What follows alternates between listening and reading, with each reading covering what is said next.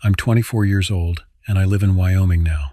But I spent the first 23 years of my life in West Virginia, deep in the Appalachian Mountains where the fog settles thick between the valleys and the nearest town is a 40-minute drive down winding roads that wash out every spring. I left because what happened there shattered my family in a way that made it unbearable to remain anywhere near them.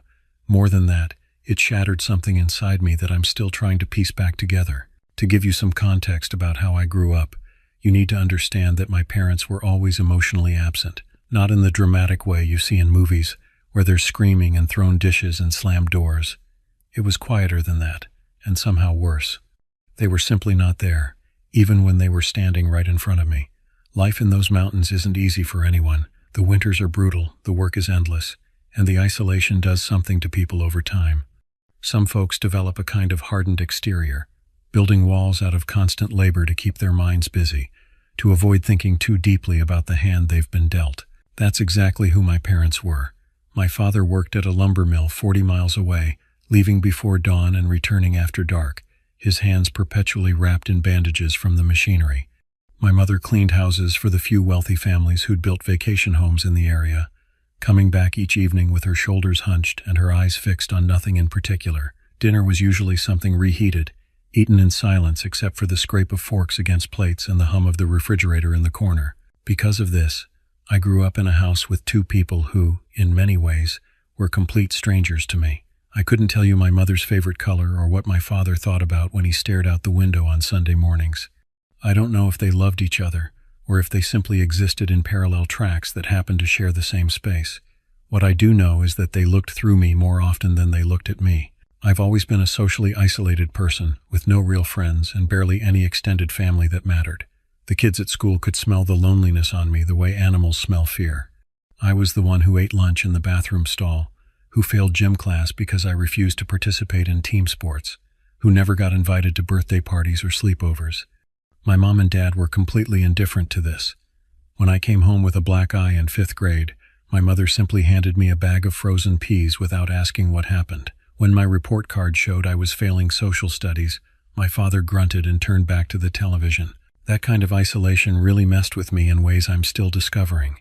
I could go days, sometimes entire weeks, without saying a single word to anyone. I'd move through the house like a ghost, and my parents would move around me the same way. That lack of connection made me desperate for anything that resembled human warmth, which meant I turned a blind eye to things happening right in front of me. I ignored warning signs that should have been blazing red because I was starving for attention, even if it was small and conditional and came from the wrong source. My grandparents lived about 10 minutes away through the woods, in a larger house that had been in the family for 3 generations.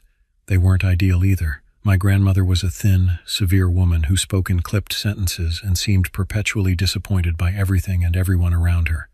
My grandfather was a harsh man, especially when he drank, which was most evenings. I can still hear the sound of his voice rising through the floorboards when I'd visit, that particular edge of anger that comes from someone who's been grinding their teeth on bitterness for decades. So, as I said, I turned to the youngest of their children, my father's brother, my uncle. His name was Lawrence, though everyone called him Larry, and he had always been different from the rest of the family. By the time I was old enough to pay attention, he was already 42, but no one really knew what he did for a living. He never left for work in the morning like my father did. He never talked about bosses or coworkers or deadlines. He spent most of his time indoors, glued to his computer screen in that converted porch space adjacent to my grandparents' home, and in a family like ours, where men were supposed to work with their hands and their backs, that made him something of an oddball. That fascinated me. Here was someone who didn't fit the mold, who seemed to exist outside the rigid structure that made everyone else so miserable. I looked up to him, idolized him even, and willingly ignored all the red flags that I can now see were flapping violently in the wind from the very beginning. His living space wasn't inside the main house. It was a large converted porch that wrapped around the eastern side of my grandparents' property. Someone, probably my grandfather decades earlier, had enclosed it with walls and proper insulation, added a bathroom and a small kitchenette, and turned it into a surprisingly spacious apartment. It had its own entrance through the garden, which meant Larry could come and go without anyone tracking his movements. The inside was dimly lit, always, with heavy curtains drawn across the windows even in the middle of the day. He said it was because the light hurt his eyes from staring at screens for so long. I believed him. I started spending more and more time there when I was around 9 or 10. At first, it was just weekend afternoons, sitting on his couch while he worked at his desk, the blue glow of his monitors washing over his face. He'd let me watch movies on his television, things my parents would never have allowed, horror films and action movies with excessive violence. He'd order pizza and let me eat as much as I wanted. He'd ask me about school, about what I liked and didn't like, and he'd actually listen to my answers. For a kid who'd spent years being invisible, that attention was intoxicating. The sleepovers started when I was 11. My parents didn't care, or maybe they were relieved to have me out of the house. I'd pack a small bag on Friday afternoon and walk through the woods to Larry's place, where I'd spend the weekend playing video games and eating junk food and feeling, for the first time in my life, like someone actually wanted me around. That's when the strange things started. The first incident I remember clearly happened on a Saturday night in late autumn. I must have been around 11 years old, maybe just turned 12. The temperature had dropped significantly that week, and I remember Larry had a space heater running in the corner that made the whole room smell like burning dust. I'd fallen asleep on the couch around 10, exhausted from a day spent hiking through the woods behind his property, exploring abandoned hunting stands and following deer trails until my legs ached. I woke up sometime after midnight, that jarring kind of waking where you're not sure what pulled you out of sleep but your heart is already racing. The television was off, and the only light came from under Larry's bedroom door at the far end of the living space. That wasn't unusual. He often worked late into the night, and I'd grown accustomed to the sound of his keyboard clicking and his mouse scrolling as I drifted off. But this was different. There were sounds coming from his room that I couldn't quite identify.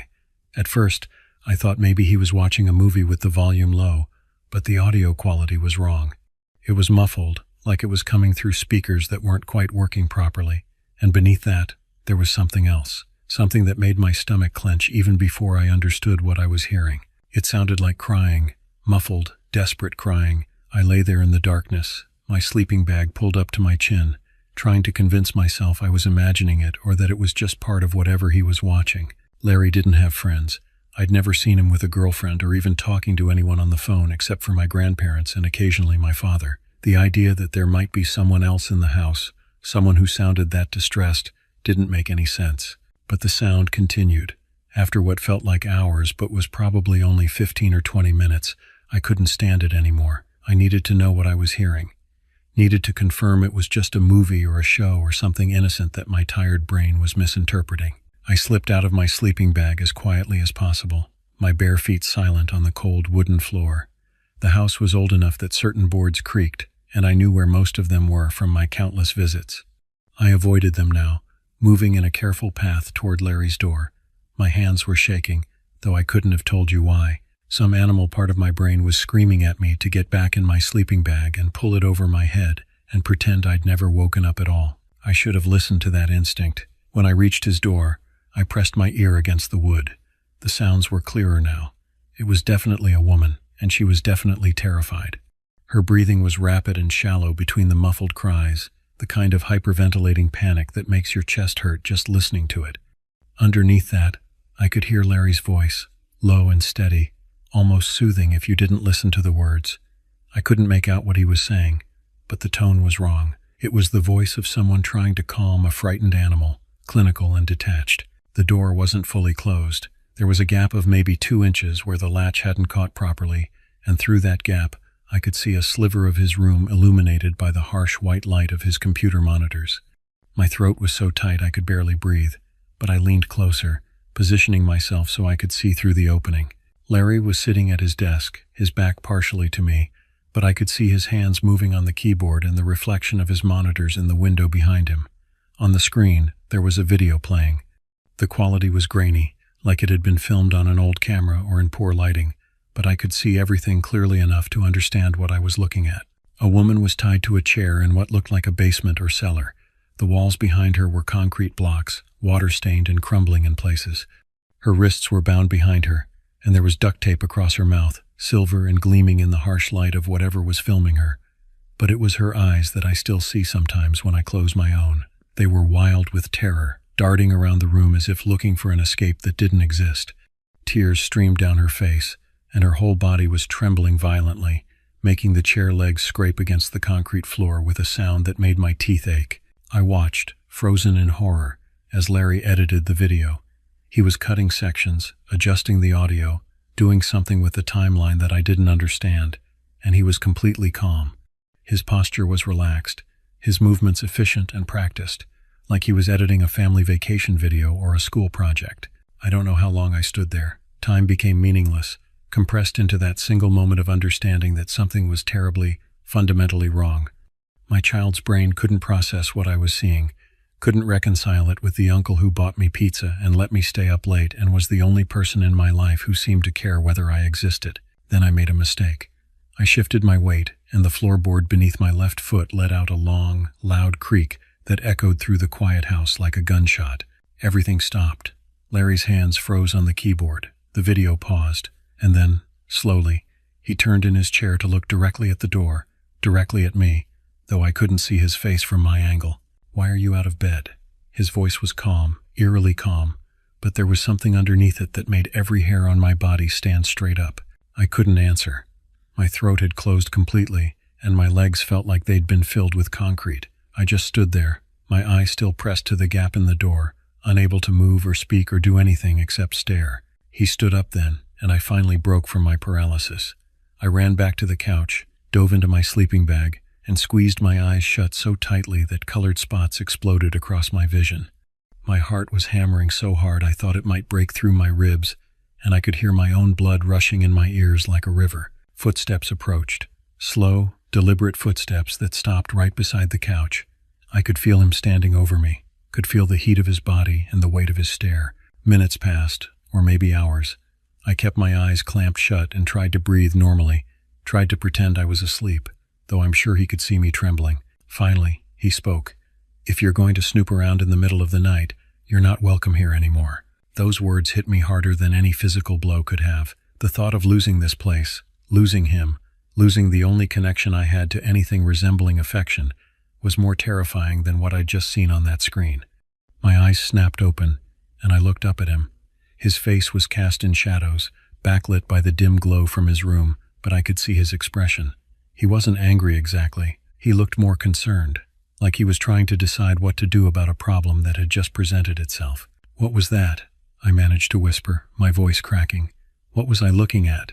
He was quiet for a long moment, and I could practically see him calculating, choosing his words carefully.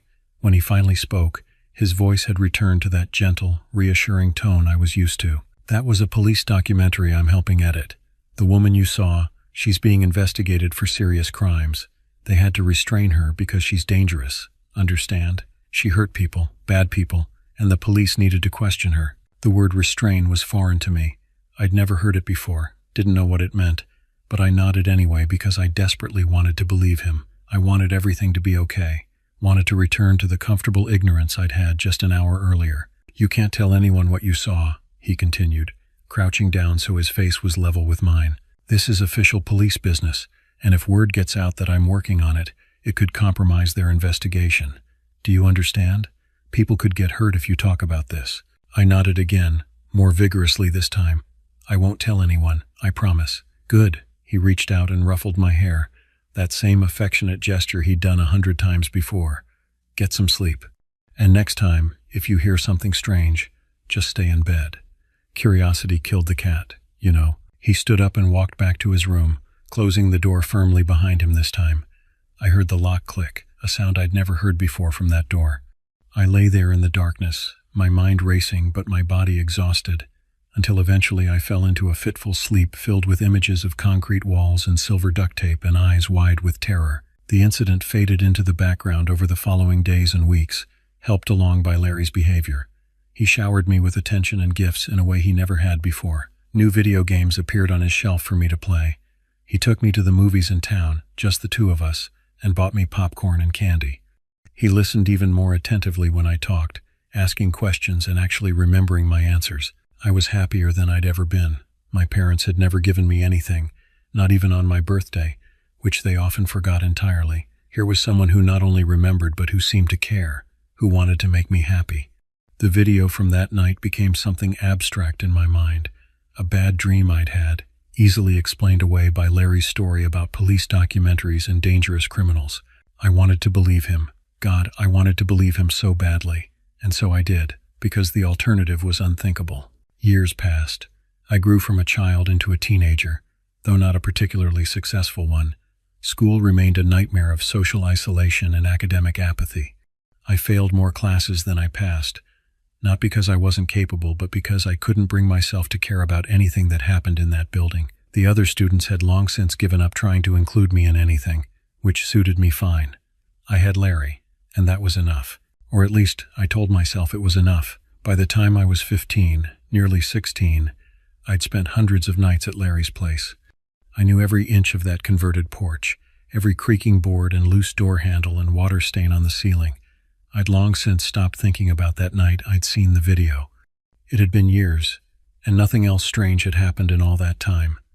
I'd convinced myself it really had been what he said it was, just me misunderstanding something I was too young to comprehend properly. The incident that shattered that careful illusion happened in late winter. It was February, I think, when the temperature drops below freezing and stays there for weeks, when the ice gets so thick on the trees that branches snap under the weight and crash through the forest like gunshots. I'd had a particularly brutal day at school. Nothing specific, just the accumulation of 1,000 small humiliations. Being shoved in the hallway, having my lunch tray knocked out of my hands, hearing laughter follow me wherever I went. By the time I got home that afternoon, I felt like I was suffocating, like the walls of my house were pressing in on all sides. My parents were in the living room, watching television in their usual silence. I stood in the doorway for a full minute, waiting for one of them to acknowledge my presence, to ask how my day was, to notice the fresh bruise blooming on my cheekbone where someone's elbow had accidentally caught me. Neither of them looked up. I needed to talk to someone, anyone. The desperation was physical, a clawing in my chest that made it hard to breathe. Around 10 that night, long after my parents had gone to bed, I slipped out my bedroom window and started walking through the woods toward Larry's place. It was brutally cold, the kind of cold that burns your lungs with every breath, but I barely noticed. I was too focused on getting there, on finding that one person who might listen, who might make me feel like I mattered. The walk usually took about 10 minutes, following a well-worn path through the trees that I could navigate with my eyes closed. I was about 8 minutes in when I collided with someone coming from the opposite direction. The impact wasn't hard, but it startled us both. I stumbled back, an apology already forming on my lips, when I got a good look at who I'd run into. It was a boy, probably 17 or 18, dressed in jeans and a thin hoodie that was completely inadequate for the weather. But it wasn't his clothes that made me freeze. It was the blood. There was a gash across his forehead, just above his right eyebrow, and blood was streaming down the side of his face, dark and thick in the moonlight. His hands were scraped raw, and there was dirt ground into his clothes like he'd been crawling through the underbrush. But worse than any of that was his expression. I'd never seen anyone look that terrified. His eyes were wild, darting between me and the trees behind him, and he was breathing in short, sharp gasps that turned to white clouds in the frozen air. "Please," he said, grabbing my arm with trembling hands. "Please, you have to help me. There's someone. He's chasing me. He's going to kill me. Please." I should have helped him. I should have run with him back to my house, should have called the police, should have done anything except what I actually did. But I couldn't think. My brain had simply shut down, overwhelmed by the wrongness of the situation, by the blood and the fear and the desperate grip on my arm. "Please," he said again, and there were tears mixing with the blood on his face now. "I don't know where I am. I need to get to a road. I need to find help." I pointed, just pointed toward where I knew the main road was, about a 20-minute walk through the woods, though you couldn't see it from where we stood. "That way," I managed to say, my voice sounding strange and distant to my own ears. "Follow the trees down until you hit the road." He stared at me for a moment, and I could see him trying to decide if I was trustworthy, if my directions were real or a trap. Then he released my arm and ran, crashing through the underbrush in the direction I'd indicated, leaving spots of blood on the snow behind him. I stood there, rooted to that spot, for a long time after he'd disappeared. My thoughts were moving too slowly, like they were trying to wade through deep water. I knew I should be doing something, should be helping somehow, but I couldn't figure out what that something was. The area where we lived was completely isolated. My grandparents' house, Larry's converted porch, my parents' place. We were all clustered in the same few acres of land that had been in the family for generations. There was nothing else around us for miles except trees and hills and the occasional abandoned structure from when the area had been more populated decades ago. The closest neighbor lived far to the south, at least a 30-minute walk, and even then, it was just one old man who kept to himself. Even though I'd pointed the boy toward the road, I knew no one was likely to come by for hours, maybe not until morning. It was a rural route that saw maybe a dozen cars a day, mostly locals who knew the area. The chances of him finding help quickly were almost zero. I should have felt guilty about that, should have felt terrible for not doing more. But all I felt was numb and confused and increasingly cold as the adrenaline started to fade and the temperature reasserted itself. Eventually, I continued walking toward Larry's place. I don't know why. Maybe it was habit, or maybe some part of me was still hoping for that comfort I'd been seeking when I left my house. I knocked on his door several times with no answer. The lights were off inside, and his car was gone from its usual spot in the gravel driveway. I went around to the garden and retrieved the spare key from the hollow of a tree where he'd shown me he kept it years ago. The house was dark and silent when I entered. Larry wasn't there. I figured he might have gone to the tavern in town, the one place he sometimes went to drink alone at the bar, or maybe the 24-hour gas station where he sometimes bought cigarettes late at night. So I turned on a lamp, curled up on the couch with a blanket, and waited. At some point, I fell asleep, because the next thing I knew, it was morning light coming through the curtains, and Larry was standing over me, saying my name. His voice was sharp, angry in a way I'd rarely heard from him. "What are you doing here?" he demanded. "How did you get in?" I sat up quickly, disoriented and still half asleep. "I used the spare key. I'm sorry. I should have asked first. I just needed." "You can't just come here whenever you want," he snapped. "This is my space, you understand? My private space." "I'm sorry," I said again, scrambling to gather my things. My backpack was on the floor, and I started shoving the blanket into it with shaking hands. That's when I noticed what he was wearing. Or rather, what was on what he was wearing. His jeans were covered in dirt, dried mud caked from the knees down. His jacket had similar stains, and there were scratches on his hands like he'd been pushing through thorny bushes. But what made my stomach drop were the two reddish-brown streaks on his face, one across his cheek and another near his temple, like he'd wiped his face with dirty hands and hadn't realized what he'd transferred there. "Are you okay?" I asked, the words coming out before I could stop them. "What happened to you?" His expression changed instantly. The anger drained away, replaced by something I couldn't quite read. Concern, maybe, or fear. He sat down on the couch next to me, suddenly gentle again. "I'm fine. Just went for a walk last night and tripped over a root in the dark. Took a pretty good fall." He smiled, but it didn't reach his eyes. "You know how clumsy I can be." That's when I remembered the boy. The memory came rushing back in vivid detail, and before I could think better of it, I told Larry everything. About leaving my house, about the collision in the woods, about the blood and the terror and how the boy had begged for help, said someone was chasing him. I watched Larry's face as I spoke, and I saw something flicker across it when I mentioned the boy, something that looked like fear, or maybe recognition. His jaw tightened, and his hands clenched into fists on his knees before he consciously relaxed them. "When did this happen?" he asked, his voice carefully neutral. "Last night, around 10, maybe 10:30. He was quiet for a long moment, staring at nothing in particular. Then he stood up and walked to the kitchen sink, turning on the water and splashing his face repeatedly, scrubbing at those reddish-brown streaks until they disappeared down the drain. I watched the water run pink for just a moment before it cleared. "That's concerning," he finally said, his back still to me. "Did you see which way he went?" I told him how to get to the road. "Good, that was smart." He turned around, drying his face with a dish towel. "You did the right thing. I'm sure he's fine now, probably made it to town and got help." "You said he was hurt." "His head was bleeding, pretty badly." Larry nodded slowly, like he was processing this information. "Well, hopefully, he's at a hospital now getting stitched up. These woods can be dangerous at night. Lots of ways to hurt yourself if you're not careful. He was probably just disoriented, didn't know where he was." He said someone was chasing him. "People say a lot of things when they're scared and hurt," Larry replied, his tone becoming soothing again, almost patronizing. "When you're lost in the dark and you've injured yourself, your mind can play tricks on you." He probably heard a coyote or a branch breaking and panicked. It made sense. It was logical and reasonable, and I wanted desperately to believe it. But something felt wrong about the whole thing, about Larry's appearance, about his reaction, about the way he was working so hard to convince me everything was fine. "Where were you last night?" I asked, before I could stop myself. "When I got here, you weren't home." He hesitated for just a fraction of a second. "I went for a walk, like I said. Got back around 11:30, saw you sleeping, didn't want to wake you. That wasn't true. I'd been awake well past midnight, listening for his return. I'd heard the door open after 1 in the morning, had heard him moving around the kitchen getting water, had heard his bedroom door close. And he'd looked like someone who hadn't slept at all, his eyes bloodshot and his movements jerky with exhaustion. But I didn't say any of that. Instead, I nodded and finished gathering my things. I should get home before my parents notice I'm gone. Yeah, probably a good idea. He walked me to the door, his hand on my shoulder in that familiar, affectionate way. Hey, listen.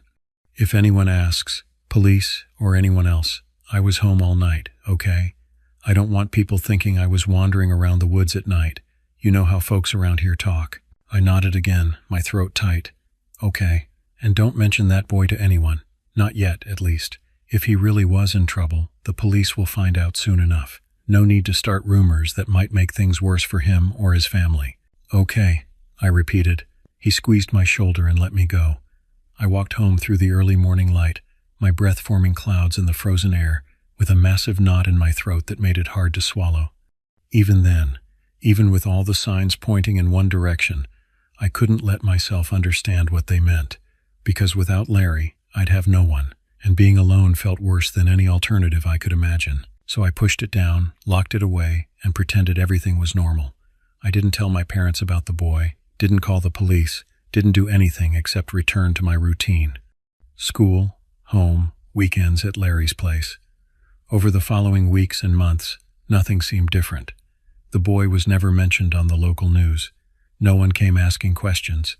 Life continued exactly as it had before, and gradually, I convinced myself that Larry had been right.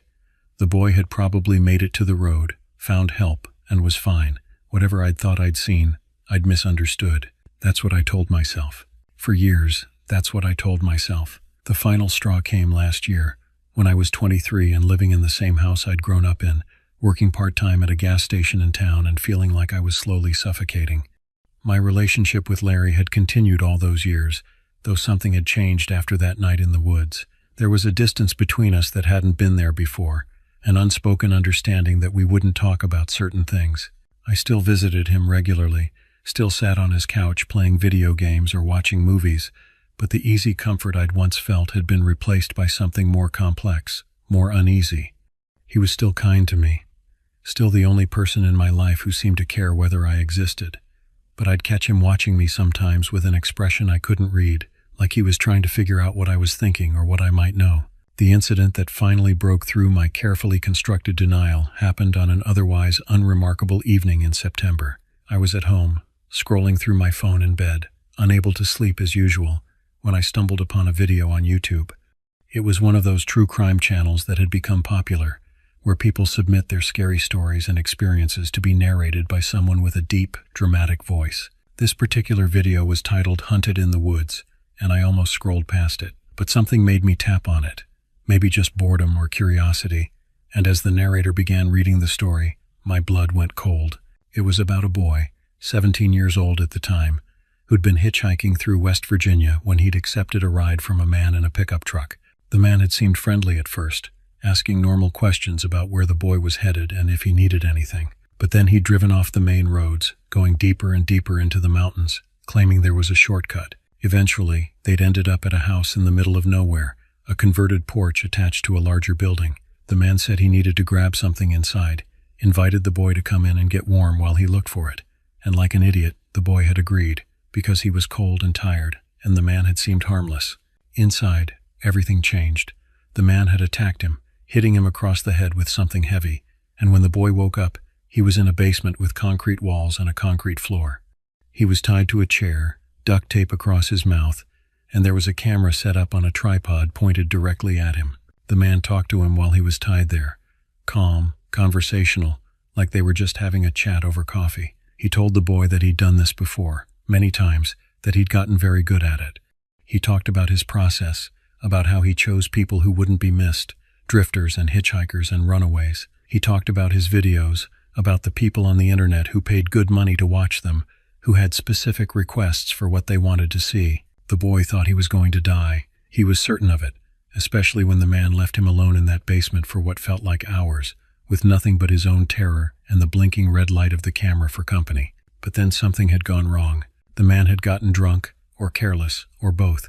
He'd left the basement door unlocked when he'd gone upstairs. The boy managed to tip his chair over, break it enough to get his hands free, and run. He'd crashed through the woods in the middle of the night, knowing the man was behind him, hearing footsteps and branches breaking as he was pursued. He'd run into another person, a teenager, and begged for help.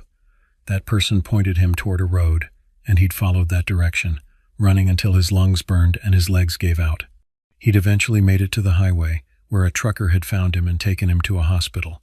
He'd told the police everything, but they'd never been able to find the house again. The directions he'd given were too vague, the woods too vast and similar everywhere you looked. The narrator finished the story, adding that the boy, now in his 20s, still had nightmares about that night. And then came the detail that made my whole world implode. The boy mentioned a birthmark, a distinctive birthmark on the teenager who'd given him directions. It was on his face, just above his right eyebrow, shaped roughly like a crescent moon. That's how he remembered the person so vividly, because that birthmark had caught the moonlight as they'd stood there in the woods. I have a birthmark above my right eyebrow, shaped like a crescent moon. I've had it my entire life, and it's distinctive enough that people often comment on it when they first meet me. I sat up in bed, my hands shaking so badly I nearly dropped my phone. I replayed the video 3 times, listening to every detail, and with each replay, the terrible truth became more and more impossible to deny. The house description matched Larry's converted porch exactly. The section of woods near a creek that the boy mentioned was identical to the path I'd walked countless times. The timeline fit perfectly with that night in February when I'd collided with a bloodied teenager in the woods, when Larry had come home, covered in dirt with reddish stains on his face. And the way the story was written, the specific phrasing and word choices, the small details that most people wouldn't think to include, it all felt familiar in a way that made my skin crawl. I'd been listening to Larry talk for over a decade. I knew his speech patterns, his vocabulary, the way he structured stories. This was written by him. I was certain of it. He'd submitted his own crime as a true story, probably getting some sick thrill from seeing it published and narrated and discussed in the comments section. Maybe he thought he was untouchable, that no one would ever make the connection. Or maybe he simply couldn't resist bragging about what he'd done, even anonymously. I couldn't breathe. The room felt too small, the walls pressing in on all sides. All those years, all those visits, all that time spent with someone who had done something so monstrous, and I'd been too blind or too desperate for connection to see it. Worse, I'd helped him, however unintentionally. I'd sent that boy away instead of helping him properly. I'd lied to cover for Larry's absence that night. I'd kept silent about everything I'd seen and heard. For the first time in my life, there was something in me that I couldn't ignore or rationalize away. The video had been posted 8 months earlier, and it had over 500,000 views. This wasn't going to go away. This wasn't something I could pretend hadn't happened. I needed to do something, had to do something. I waited until morning, until my hands had stopped shaking enough to dial the phone, and I called the police. The non-emergency line connected me to a dispatcher who listened as I tried to explain what I'd found, stumbling over my words as I attempted to connect a YouTube video to my uncle to an incident from years ago. She transferred me to an officer, and I started over, trying to be more coherent this time, laying out everything I knew and suspected. There was a long silence when I finished. Then the officer spoke, and his voice was amused, lightly mocking in a way that made my face burn with humiliation. "So let me get this straight," he said, barely containing his laughter. "You saw a video on the internet about something that supposedly happened years ago, and you think your uncle, who you've known your whole life, is some kind of serial killer?" "It matches," I insisted. "Everything matches. The house, the location, the timeline. Kid, do you know how many made-up stories are on the internet? People write fiction all the time and present it as real. It's entertainment. You're wasting department resources with this." "But what if it's true? What if he really did?" "I know your uncle," the officer interrupted. "Larry, right? Been living with your grandparents for years? Guy doesn't even have a parking ticket. You're talking about someone who works from home, keeps to himself, never causes any trouble." The familiarity in his voice when he said Larry's name made everything worse. This was a small community. Everyone knew everyone, and that meant everyone would protect their own, even against evidence. "You should be more careful about where you're sticking your nose," the officer continued, his tone hardening. "Sometimes kids get ideas from the internet, start seeing monsters where there aren't any. I'm going to have a conversation with your uncle. Let him know his nephew is spreading rumors about him. Maybe he can talk some sense into you." The line went dead before I could respond. I sat there holding my phone, feeling like I was going to be sick. He was going to tell Larry. Larry would know I'd called the police, know what I suspected, know that I'd finally put the pieces together. In that moment, I realized several things with terrible clarity. First, that even if my family believed me, which they wouldn't, they would never admit it. They'd close ranks, support Larry over me, cover everything up to maintain appearances with the neighbors and the community. That's what families like mine do. We keep secrets. We hide problems. We present a united front even when the foundation is rotting underneath. Second, that I was in danger. Larry had gotten away with whatever he'd done for years, maybe decades. He wasn't going to let me expose him now, wasn't going to risk everything because I'd gotten too curious. The officer calling him was like a warning shot, giving him time to prepare, to decide what to do about me. Third, and most importantly, that I had only one option left if I wanted to survive, something I'd wanted to do for years but never had the courage or the resources to attempt. I had to disappear. I spent the next week preparing in secret. I had some money saved from my job at the gas station, not much, but enough to get me somewhere far away. I researched cities I'd never been to, places where no one knew me and where I could start over with nothing but the clothes on my back. Wyoming seemed as good as anywhere, a state I'd never even visited, far enough from West Virginia that I could pretend my entire past had never happened. I packed only what I absolutely needed to survive: a backpack with clothes, my important documents, my phone and charger, a few $100s in cash. Everything else I left behind. The room I'd slept in for 23 years, the few possessions I'd accumulated, the life I'd been living, none of it mattered anymore. I didn't say goodbye to anyone, not to my parents, who probably wouldn't notice I was gone for days, not to my grandparents, who'd never really acknowledged my existence anyway, and certainly not to Larry, who I was now actively afraid of in a way I'd never been before.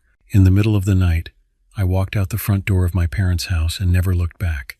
I hitched a ride into town, took a bus to Charleston, then another bus west and north and west again, watching the landscape change outside the window as I put mile after mile between myself and the place I'd grown up.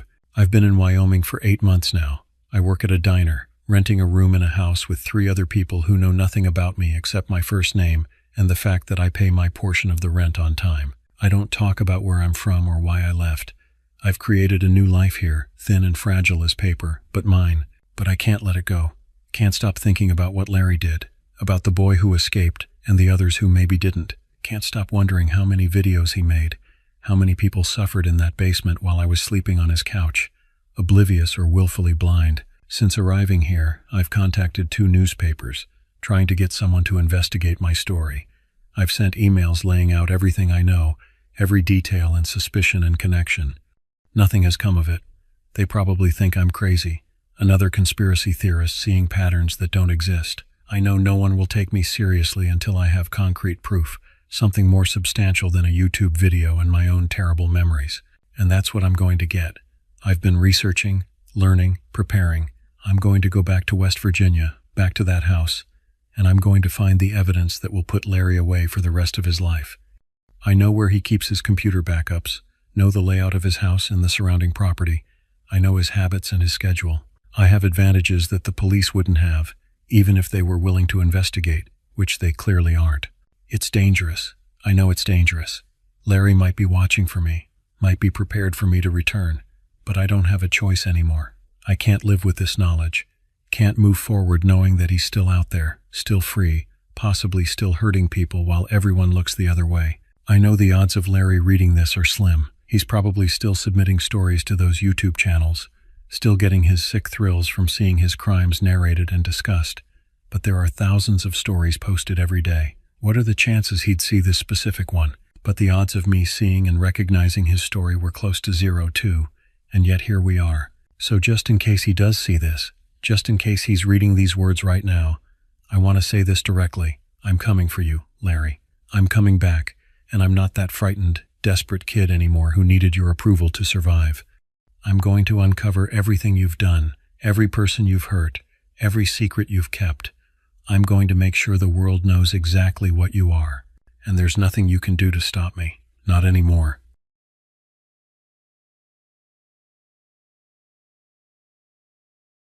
Back in the summer of 1986, I was about 37 years old and going through what most people would call a complete life transformation. The truth is, I was running.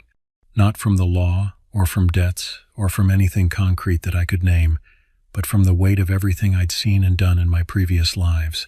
I'd served in the Marine Corps for 6 years, learning discipline and how to survive in conditions most people couldn't imagine. After that, I spent another 7 years as a police officer in Pennsylvania, working the night shift in a mid-sized city where violence was as common as rain. The combination had done something to me. It wasn't just burnout, though that's what I told people when they asked. It was deeper than exhaustion. I'd started to feel hollow inside, like someone had scooped out everything that made me human and left only the shell walking around, going through the motions. I'd wake up in my apartment and couldn't remember driving home from work. I'd find myself standing in the shower, water running cold, with no memory of how long I'd been there. My hands shook when I tried to eat. I stopped answering phone calls from the few friends I had left. One morning, after a particularly rough shift where I'd had to pull a 15-year-old kid out of a car wreck, knowing he wouldn't make it to the hospital, I sat in my patrol car for 3 hours in an empty parking lot.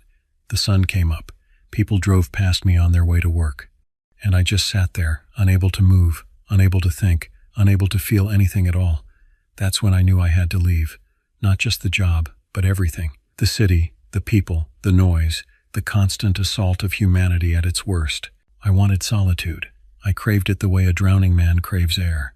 I needed space to breathe, room to exist without the weight of other people's tragedies pressing down on me every single day. And more than anything, I wanted to be surrounded by nature, by things that were old and patient and indifferent to human suffering. Trees didn't care about your problems. Mountains didn't judge you for the things you'd done or failed to do.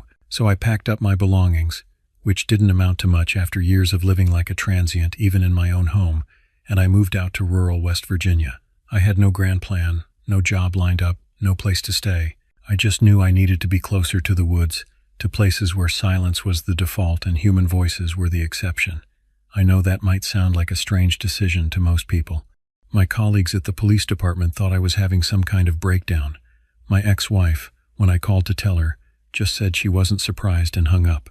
But if you'd walked in my shoes, if you'd seen what I'd seen, if you knew what I'd been through, and trust me when I say that's not something I can explain in a few sentences or even a few hours, it would probably make perfect sense to you. When I told my former colleagues and the few distant relatives I still maintained contact with about the move, no one really questioned it. They just nodded and accepted it without much hesitation. It seemed fitting, somehow. The quiet guy who never talked much about his personal life, moving off to the middle of nowhere. It tracked. It made sense in the narrative people had already constructed about who I was. I found a small cabin to rent about 40 minutes outside of a town called Elkins. The cabin was barely more than 4 walls and a roof, with a wood stove for heat and a well for water. But it was exactly what I needed. No neighbors within sight, no traffic sounds. Just the constant whisper of wind through pine trees and the occasional call of birds I couldn't identify. I spent the first month just sitting on the porch, drinking coffee, watching the light change on the mountains across the valley. Some days I wouldn't say a single word out loud. I'd go entire weeks without seeing another human being. After about 6 months of living like that, I realized I needed something to do with my time, some structure to keep me from disappearing entirely into my own head. So I picked up part-time work doing security and odd jobs for the county. Nothing too intense or demanding. Checking on vacant county buildings, helping with prisoner transport occasionally, fixing fences, clearing brush from access roads, the kind of work that kept my body moving but didn't require me to engage with the darker side of human nature anymore. Most of my free time, which was considerable, I spent hiking deep into the mountains. I became particularly drawn to a remote stretch of land up in the Monongahela National Forest, about an hour's drive from my cabin.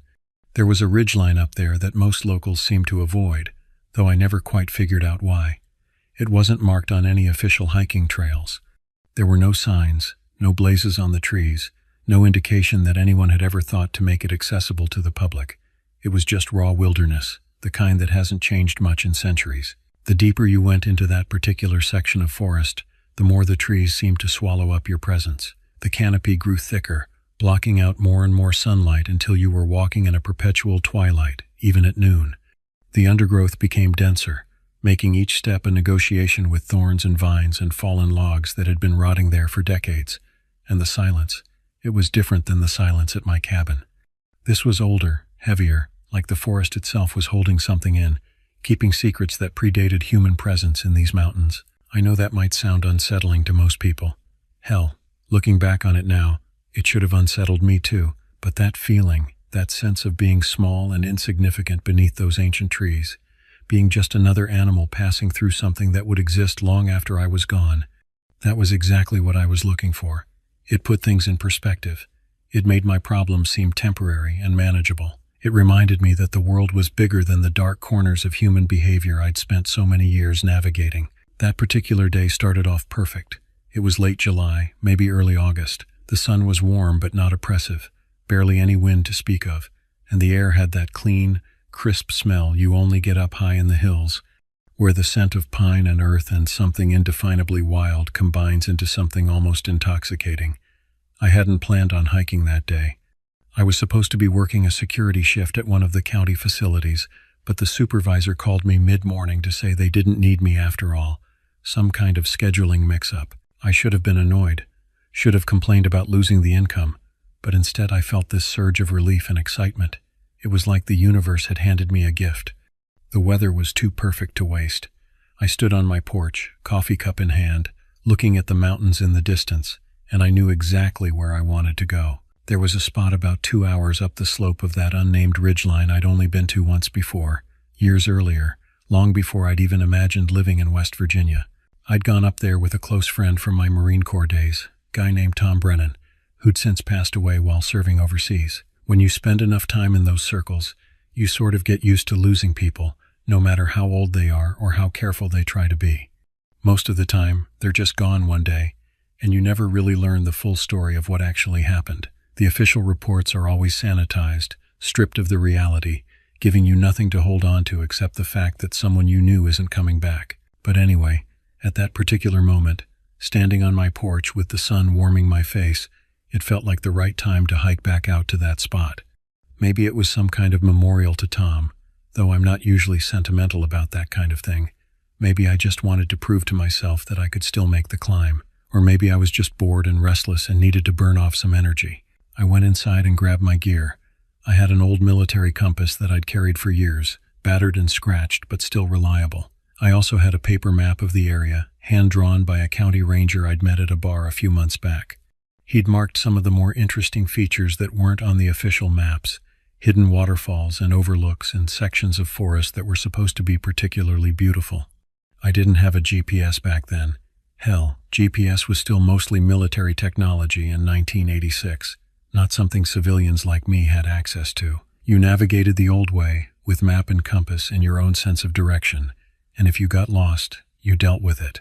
I also grabbed my sidearm, a Colt 1911 that I'd carried as a police officer and never quite been able to give up. I told myself it was for protection from bears or wild dogs, but the truth was, wearing it just made me feel more secure, more in control.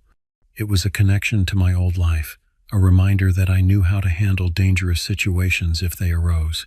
I strapped it to my belt, threw some water and trail mix into a small backpack, and headed out to my Jeep. The drive to the trailhead, or what passed for one, took about 45 minutes on increasingly rough roads. The last 10 minutes were on a dirt track that was barely more than 2 ruts through the underbrush, branches scraping both sides of the Jeep, rocks clanking against the undercarriage. The road dead-ended at a small clearing where someone had dumped an old refrigerator years ago, now rusted and covered in vines. I parked, locked the Jeep out of habit even though I was miles from anywhere, and started hiking. From the start, it was clear this wasn't going to be an easy climb.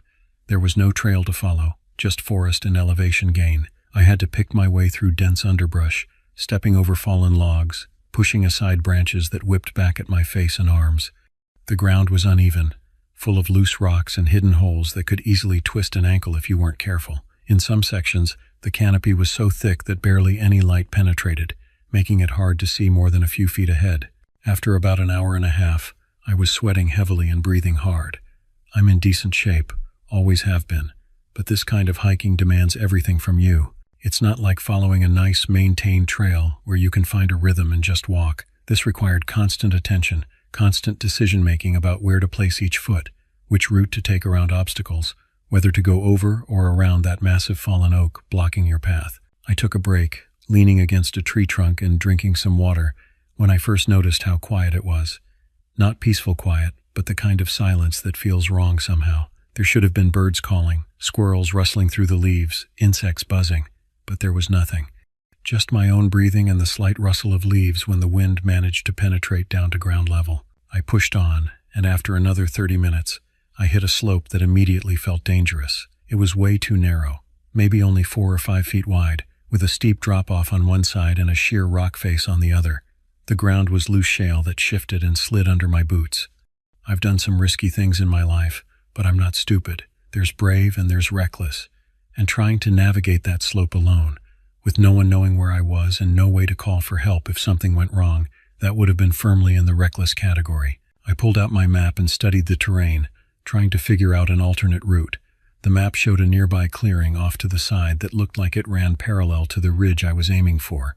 It wasn't where I'd originally planned to go, but it seemed safer, and possibly even faster if the ground was more level. I reoriented myself with the compass, took a bearing, and started picking my way through the trees toward the clearing.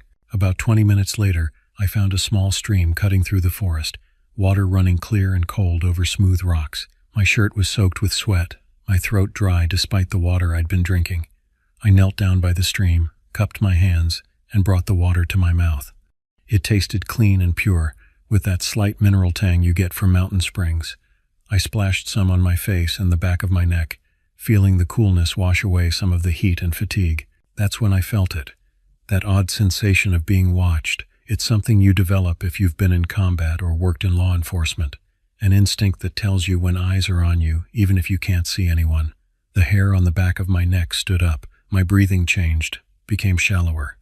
Without making any sudden movements, I stood up slowly, wiped my hands on my pants, and pulled out my compass, pretending to check my bearings while actually scanning the forest around me. At first, I didn't see anything unusual, just trees and shadows and the dappled light filtering through the canopy. Then my eyes caught movement, or maybe not movement exactly, but a shape that didn't quite fit with the natural patterns of the forest.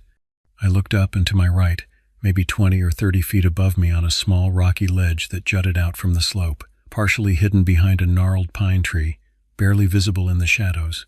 There was a figure. My first thought was that it was just another hiker or maybe a hunter, but something about the way they stood, completely motionless with their heads slightly tilted to one side, made my instincts scream that something was very wrong. They didn't move, didn't blink, didn't acknowledge my presence in any normal human way. They just stood there, staring down at me with an intensity that I could feel even from that distance. As my eyes adjusted to the shadows, I started to make out more details, and each detail made the wrongness more pronounced. Their clothes, if you could call them clothes, looked more like scraps of fabric that had been pieced together without any real plan or purpose. Layers of mismatched material, some of it possibly animal hide, all of it filthy and torn. Their hair was long, hanging well past their shoulders, dark and tangled with what looked like twigs and leaves caught in it. But it was their face that made my blood feel cold in my veins. Their skin was pale, not just pale like someone who doesn't get much sun, but pale in a way that looked wrong, almost gray, like there wasn't a single drop of blood circulating under the surface. The features were human enough, I suppose, 2 eyes, a nose, a mouth, but something about the proportions was off in a way I couldn't quite define. It reminded me of those optical illusions where everything seems normal until you look closer and realize that nothing is quite where it should be. I've spent a lot of time in the woods over the years. I've encountered hermits, drunks who wandered off from town, squatters who'd set up illegal camps on public land, even a few people who were clearly suffering from mental health issues and had gone into the forest to be alone. But this person didn't fit any of those categories. They looked disconnected from reality, like they'd been out there far longer than any sane person should be, like they'd forgotten what it meant to be human. But even as I thought that, another part of my brain was insisting that this wasn't a person at all. It had the shape of one, sure, the basic outline and structure, but that skin, that absolutely unnatural pallor, the way they stood so perfectly still without even the slight swaying that every human has when they stand in one place, it all suggested something else, something that only looked human from a distance. Then there was a slight movement, barely perceptible, just a small shift in the shadows behind the first figure. My eyes snapped to it, focusing past that initial shape, and I realized with growing horror that there was another one. This second figure was partially obscured by a larger bush, only their head and shoulders visible, but I could see their eyes clearly. They were this completely unnatural shade of blue, bright and intense even in the dim light under the trees, a blue so vivid it looked almost luminescent, like light was coming from behind them. I know I probably sound crazy describing it this way. I know people are going to think I was dehydrated or suffering from heat exhaustion or that my mind was playing tricks on me, but I swear on everything I hold sacred that this is exactly what I saw. Those eyes were not human. They couldn't be. No human being has eyes that color, that intensity, that seem to generate their own light. My hand went to my sidearm automatically, years of training taking over when my conscious mind was too stunned to think clearly. As soon as my fingers touched the grip, the first figure moved. It didn't walk or turn or make any normal human movement. It just stepped backward and vanished behind the tree. And I mean vanished. One moment visible and the next completely gone, faster than should be possible. I drew my weapon, thumbing off the safety, and aimed at where the figure had been. My hands were steady. Whatever else was happening, my body remembered its training, but there was nothing to aim at now. Both figures had disappeared completely. The ledge looked empty, just rock and trees and shadows. No movement, no sound. Acting more on instinct than rational thought, I looked around for a better vantage point. About 15 feet away was a large oak tree with low branches and good spacing between them. I holstered my weapon, keeping the snap undone for quick access, and climbed. The bark was rough under my hands, and my boots struggled to find purchase on the trunk, but I managed to pull myself up to a branch about 10 feet off the ground. From there, I had a much clearer view of the ledge where I'd seen the figures. There was nothing there, no sign that anyone had been standing in that spot, no disturbed leaves, no footprints in the thin layer of soil on the rock, nothing. I sat on that branch for what felt like forever, but was probably only 10 or 15 minutes, watching and listening. My ears strained for any sound, any indication of where those things had gone, but the forest remained completely silent. That's when it really hit me. The silence. Every single normal forest sound had stopped. No birds singing, no insects buzzing, no squirrels chattering, no wind rustling through leaves, nothing. Just dead, oppressive silence pressing in from all sides. I've been in the woods thousands of times. I know what normal quiet sounds like. This wasn't that. This was the kind of silence that happens when something dangerous is nearby, when every living thing in the area is holding perfectly still, trying not to attract attention. The woods go quiet when there's a predator present. Every hunter knows that. Every animal knows that. And right then, sitting in that tree with my hand on my weapon and my heart hammering in my chest, I knew with absolute certainty that I needed to get out of there. The rational part of my brain tried to argue that I was overreacting, that they were just homeless people or maybe victims of some kind of abuse who'd fled into the woods, but my instincts, honed by years of combat and police work, were screaming at me to run. I also realized that while I'd been focused on the ledge and the figures, the sun had moved significantly. The light had changed, grown dimmer, more orange. Shadows had lengthened. I checked my watch and was shocked to see that it was already past 5 in the afternoon. I'd been hiking for hours, and I was deep in the forest with at least a 2-hour hike back to my Jeep, maybe longer if I couldn't retrace my route exactly. The last thing I wanted was to be out here in the dark with those creatures, because that's what they were. Creatures, not people, still in the area. I climbed down from the tree as quietly as I could, every nerve in my body on high alert. When my boots touched the ground, I paused, listening again. Still nothing, just that terrible, oppressive silence. I started moving, trying to retrace my path back down the slope toward where I'd left my Jeep. I wasn't running, not yet, but I was moving fast, pushing through underbrush without worrying about the noise I was making, just wanting to put distance between myself and whatever I'd seen on that ledge. I'd gone maybe a quarter mile when I heard it. A crack, loud and sharp, like a massive tree trunk splitting in half. It echoed through the forest, coming from somewhere behind and above me. I froze, every muscle locked, listening. The sound was followed by a deep, resonating crash, like something enormous hitting the ground. But here's what made it truly terrifying. When that crash faded, the silence returned. There should have been other sounds. Birds taking flight from the noise, small animals fleeing, branches settling, something. But there was nothing, just silence. And silence meant those things were still out there, still hunting, because that's what they were doing now. I understood that on a primal level, they were hunting me. I looked around, trying to figure out where the sound had come from, whether I should change direction or keep going. That's when I heard the second sound, and this one turned my legs to water. It was like a rattlesnake, but impossibly loud, so loud it seemed to vibrate through the air itself. Except rattlesnakes don't get that loud. Nothing natural gets that loud. To make that much noise, you'd need a rattlesnake the size of a bus. The sound was coming from upslope, back the way I'd come. I turned slowly, my weapon already in my hand, though I didn't remember drawing it. And there they were, the two figures I'd seen earlier, standing side by side on a rocky outcropping about 50 yards away. Their heads were tilted back, mouths open impossibly wide, and that rattling sound was coming from them, from inside them. They were making that noise. I felt frozen, completely paralyzed, unable to move or think or do anything except stare at them in absolute horror. Their mouths were too wide. Human jaws don't open that far. And the sound, it was getting louder, more intense, and I realized with dawning terror that it was some kind of call. They were calling to others. Movement in my peripheral vision broke the paralysis. I jerked my head to the left and saw a third figure, identical to the first two, running toward them through the forest. Not jogging, not walking quickly. Running at full speed, leaping over obstacles, moving with an agility and speed that no human could match. When it reached the other two, all three turned their attention to me. That's when understanding crashed over me like a wave of ice water. They weren't just watching me. They weren't just curious. They were hunting me. This was coordinated, organized. They'd spread out, tracked me, and now they were closing in. I was the prey, and they were the predators, and I was in their territory, miles from help, with night coming on fast. I fired my weapon.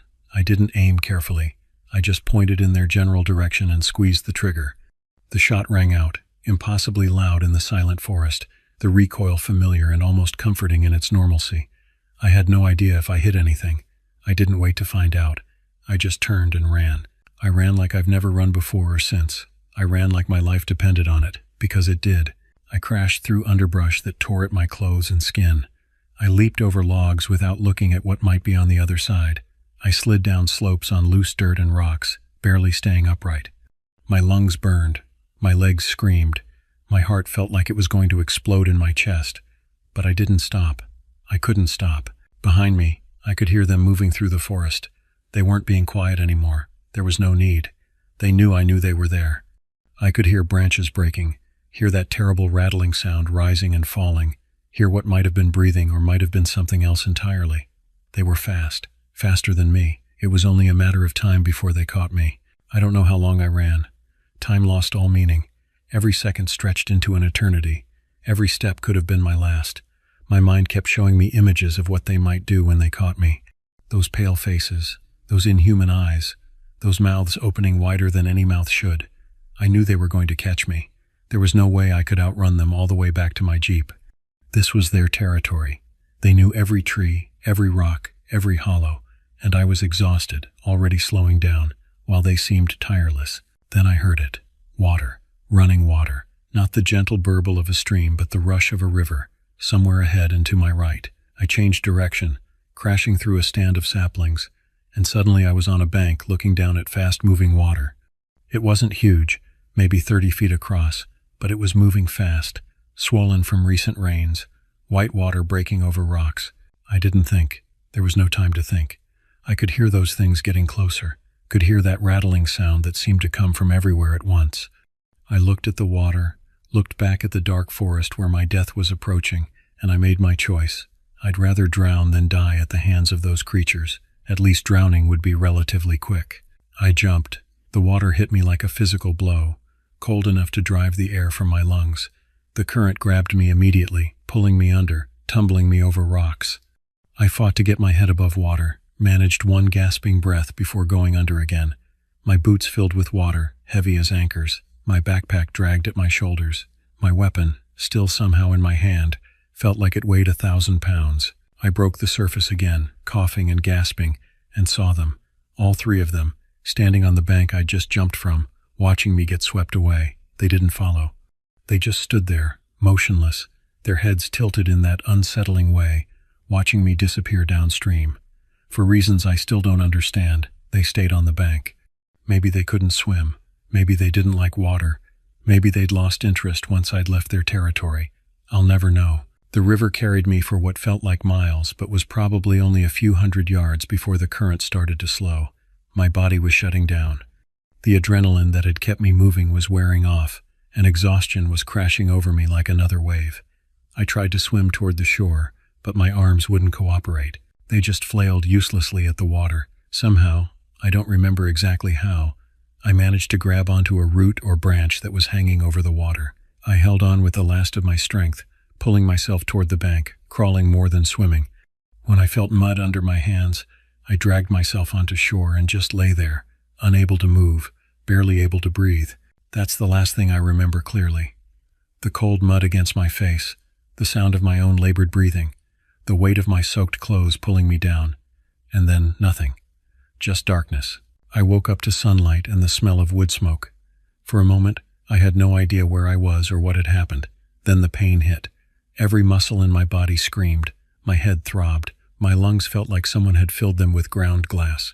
I tried to move and managed only a small groan. "Easy now," a voice said. Male, older, with a thick mountain accent.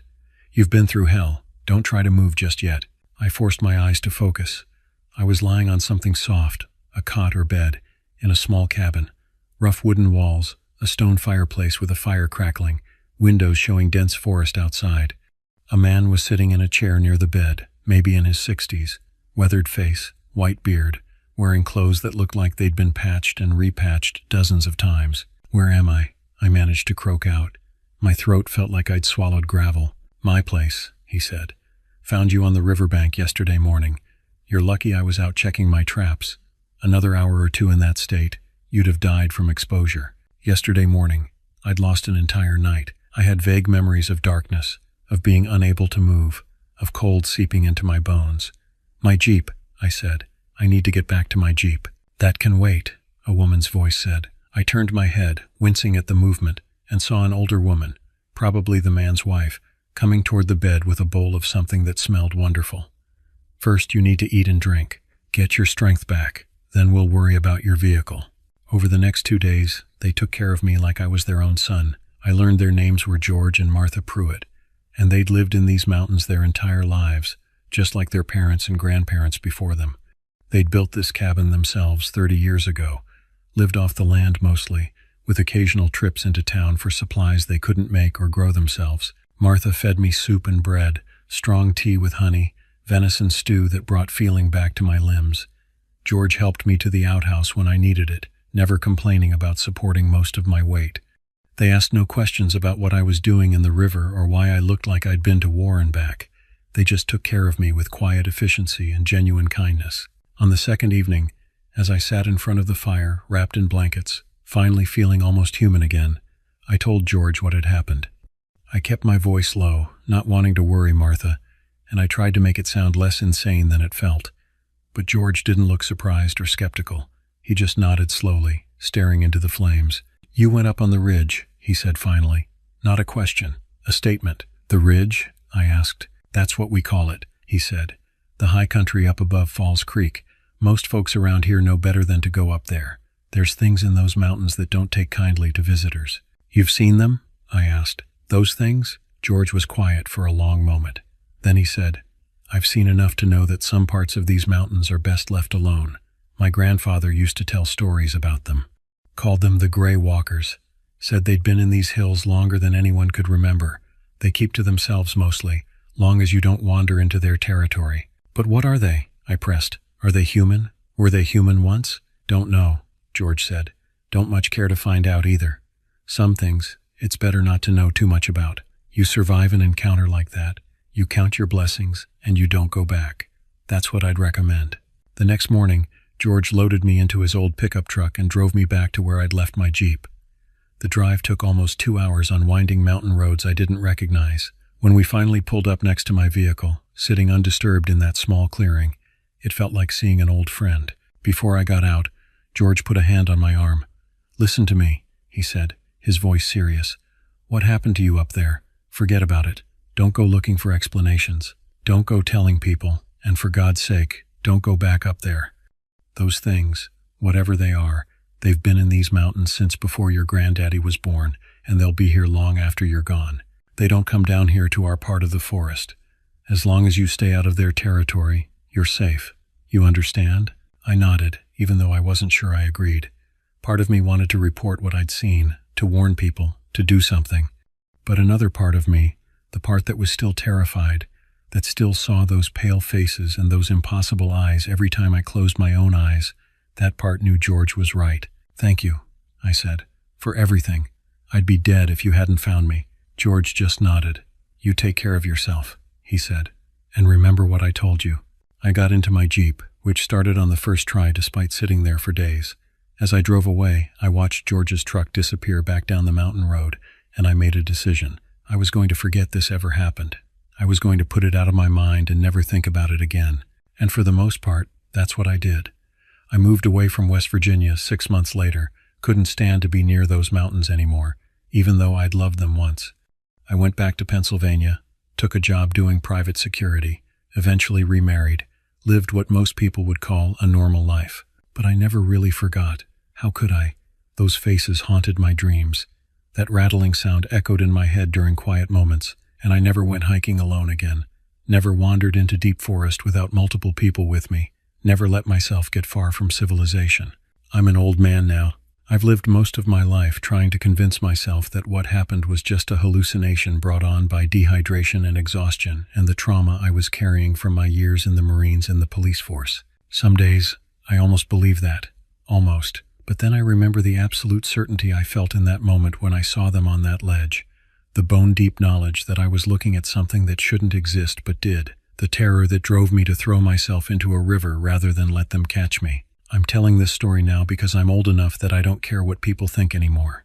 I don't care if you believe me or think I'm crazy or senile. I know what I saw. I know what happened. And if sharing this story keeps even one person from wandering up into that particular section of the Monongahela National Forest, from stumbling into territory that belongs to something older and stranger and more dangerous than any of us can imagine, then it's worth people thinking I've lost my mind. There are places in this world that aren't meant for human beings.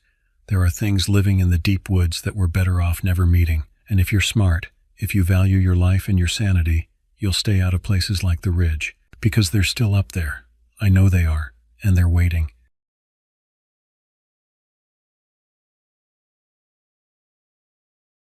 The first body we found had been partially eaten. I remember standing there in the October frost, my breath forming clouds in the air, staring at what remained of Luke Harrison. His backpack lay torn open 50 feet from where we discovered him, the contents scattered like confetti across the forest floor.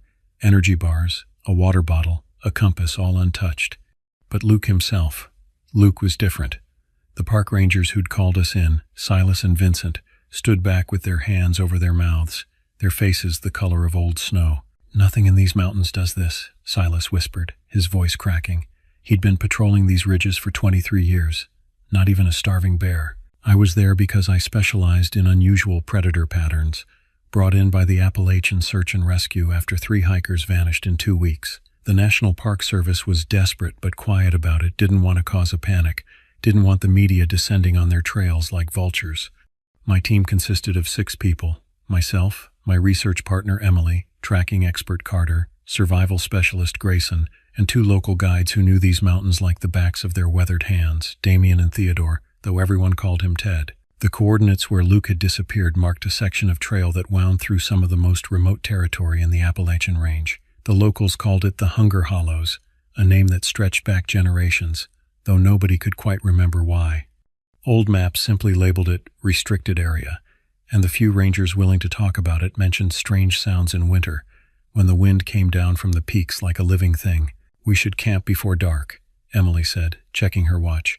It was only 3 in the afternoon, but the sun was already dropping behind the ridgeline, plunging the valley into premature twilight. The shadows here seemed darker than they should be, as if the forest itself was swallowing the light. We set up our tents in a clearing about a mile from where we'd found Luke, close enough to begin a proper investigation at first light, but far enough, we hoped, to avoid whatever had killed him. Damien built the fire while Carter strung up our supplies, hanging the food bags high in the trees despite Grayson's muttered comment that whatever we were dealing with probably didn't care about bear-proofing protocols. As darkness fell, the forest changed. During the day, you could hear birds, the rustle of small mammals in the underbrush, the normal symphony of life that filled these woods. But night brought something else entirely, a silence so complete it felt like being underwater. No owls called, no branches creaked. Even the wind seemed to hold its breath.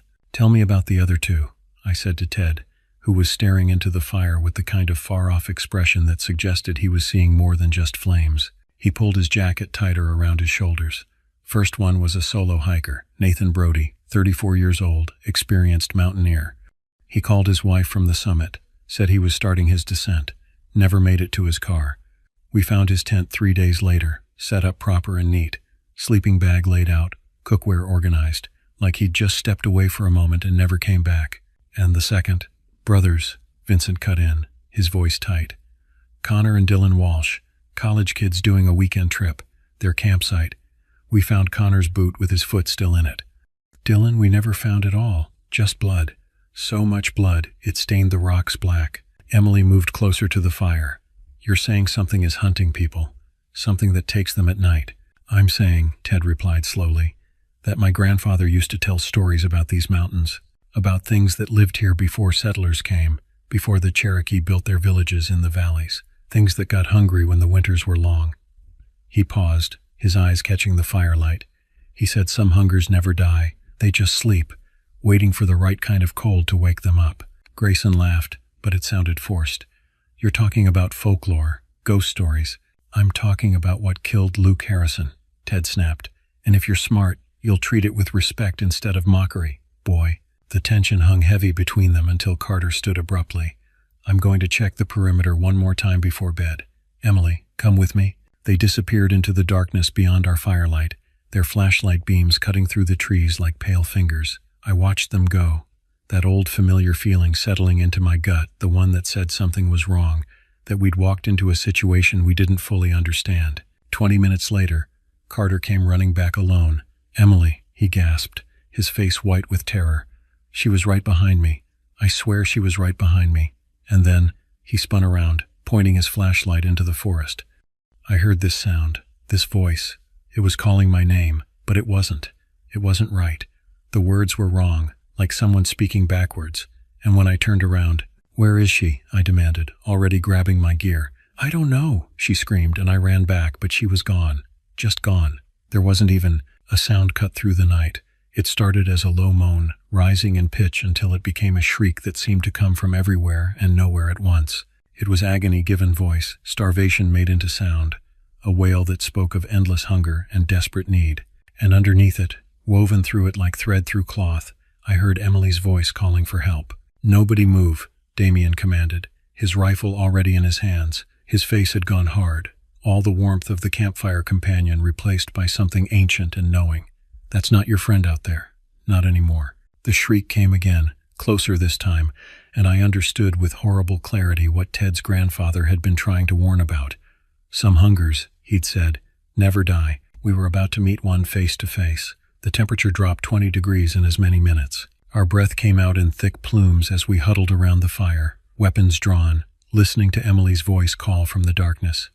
Except it wasn't quite her voice, not really. The cadence was off, the vowels stretched too long, the consonants clicking in ways that human mouths shouldn't be able to produce. "Please," the thing wearing Emily's voice pleaded. "It hurts. Help me. Why won't you help me?" Carter was shaking so badly his flashlight beam jerked across the trees like a strobe light. "We have to do something. We can't just leave her out there." "That's not her," Damien repeated, his voice hard as iron. "Listen to me, all of you. My people have stories about this. The Wendigo, the spirit of winter, hunger, of famine and cannibalism. It takes people and wears them like masks, uses their voices to lure others into the dark." "That's insane," Grayson protested, but his voice wavered. "Is it?" Vincent gestured toward where Luke's body lay beneath a tarp. "You saw what happened to him. Something ate him alive while he was still screaming. The claw marks on the trees near his campsite, they were 8 feet high. What bear stands 8 feet tall?" The voice came again, circling our camp now, moving through the forest with impossible speed. One moment it called from the north, Emily begging us to find her, and the next it was south of us, her words dissolving into laughter that sounded like breaking ice. I forced myself to think through the terror clouding my mind. If it's hunting us, Why doesn't it just attack? Why the games? Because it wants us scattered, Ted said quietly. Wants us to run, to separate, to make mistakes. One by one, it'll pick us off. That's how it feeds not just on flesh, but on fear. He fed another log into the fire, sending sparks spiraling into the black sky. Fire keeps it at bay.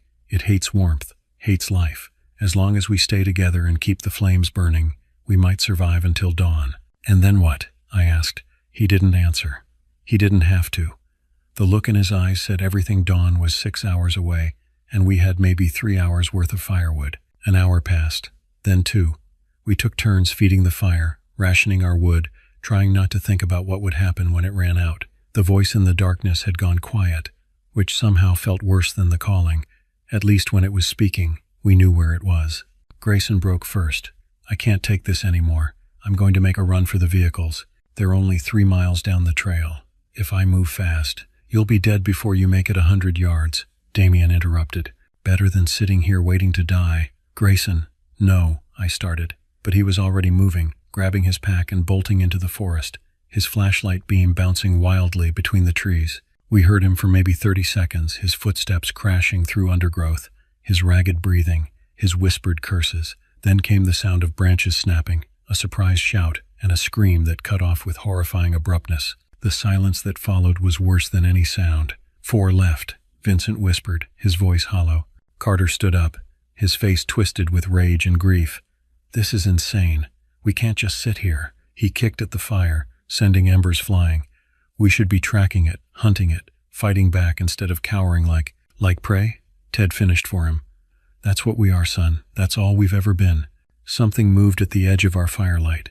Not Emily, not Grayson. Something else, something tall. It stood just beyond the reach of the flames, a shape that suggested a human form the way a skeleton suggests a body. Too thin, all wrong proportions, arms that hung nearly to its knees and fingers that ended in blackened claws. Its skin was the color of old snow, stretched tight over jutting bones. But the worst part was the head, the skull of what might have once been human, now elongated and crowned with massive antlers that branched up into the darkness like a grotesque parody of a tree. The Wendigo tilted its head, studying us with eyes that burned with a pale blue light like corpse fire. When it opened its mouth, I saw rows of broken, jagged teeth stained dark with old blood. Its breath came out in clouds of frost that crystallized in the air. Run, Damien said softly. When I give the signal, everyone run for the emergency shelter. It's a 1/4 mile northeast. Stone building, walls 3 feet thick. Old hunting cabin from the Civil War era. If we can reach it. The creature stepped forward, and Carter opened fire. The gunshots were deafening in the quiet forest. Muzzle flash lighting up the night like lightning. I saw the bullets hit, saw the impacts punch through the Wendigo's chest, but it didn't stop. It didn't even slow. It just kept coming, moving with a horrible stuttering gait that defied natural movement, here one moment and 3 feet closer the next, as if it was skipping through space itself. Now! Damien roared, and we ran. The forest was a nightmare of reaching branches and hidden roots. I could hear the others crashing through the underbrush around me, could hear Vincent praying in Spanish, could hear the wet, eager sounds the Wendigo made as it pursued us. Behind us, Carter was still firing, still screaming defiance, until suddenly he wasn't screaming anymore. There, Ted shouted, pointing toward a structure barely visible through the trees. The old shelter materialized out of the darkness like a tombstone, rough stone walls, narrow windows, a heavy wooden door hanging askew on ancient hinges. We burst through the entrance, Damien slamming the door behind us and throwing the rusted bolt. The shelter smelled of mold and decay, but the walls were solid. Through the gaps in the door, I could see the pale shape of the Wendigo pacing outside, circling the building like a shark. Will it hold? I gasped, my lungs burning. It held during the war, Ted replied, but he didn't sound confident. Held against Confederate raiders, held against. The door exploded inward. The Wendigo's arm thrust through the shattered wood, those terrible claws grasping blindly. Vincent screamed and stumbled backward, falling hard against the far wall. The creature's face appeared in the opening, that inhuman skull with its crown of antlers, its burning eyes fixing on us with pure, mindless hunger. Damien shot it point blank in the face. The Wendigo recoiled, shrieking, and in that moment of respite, I saw something that made my blood run cold. On the far wall, scratched into the stone by countless desperate hands over countless years, were warnings. The hunger walks in winter. Do not speak its name. Do not answer its call. Burn the bones. And below that, fresher than the rest, recent enough that the stone dust still lay on the floor. It took Sarah. It took Michael. It will take you too. L.H. Luke. Luke Harrison had been here, had known what was coming for him. The bones, I said, my mind racing. Ted, your grandfather's stories. How do you kill a Wendigo? You don't, he replied grimly. You can only burn the bones, I finished, understanding flooding through me. It's not just a creature. It's a spirit bound to physical remains. Somewhere in these mountains, there are bones keeping it anchored here. The Wendigo's arm thrust through the door again, grabbing Vincent by the ankle. He shrieked, clawing at the floor as it dragged him toward the opening. Damien and I grabbed his arms, pulling back in a horrible tug of war while Vincent screamed and screamed and screamed. We lost. Vincent was pulled through the door in a spray of blood, and the last thing I heard was his voice, already changing, already being consumed by the thing that had taken Emily and Grayson and Carter, becoming another echo, another lure, another face for the hunger to wear. 3 of us remained, barricaded in a stone tomb in the heart of the Appalachian darkness, while outside, the Wendigo waited with the patience of winter itself. Dawn was still 2 hours away when Ted found the trapdoor. It was hidden beneath centuries of dirt and leaves in the corner of the shelter, a crude opening that led down into darkness. Cold air wafted up from below, carrying with it the smell of earth and something else, something ancient and rotten. Tunnels, Ted said, running his flashlight beam down into the hole. The old rangers used to talk about cave systems under these mountains. If we can navigate them, maybe we can come up somewhere away from that thing. Or maybe we'll get lost underground and die in the dark, Damien countered, but his voice was resigned. We all knew we didn't have a choice. The Wendigo was still outside, and it wasn't leaving.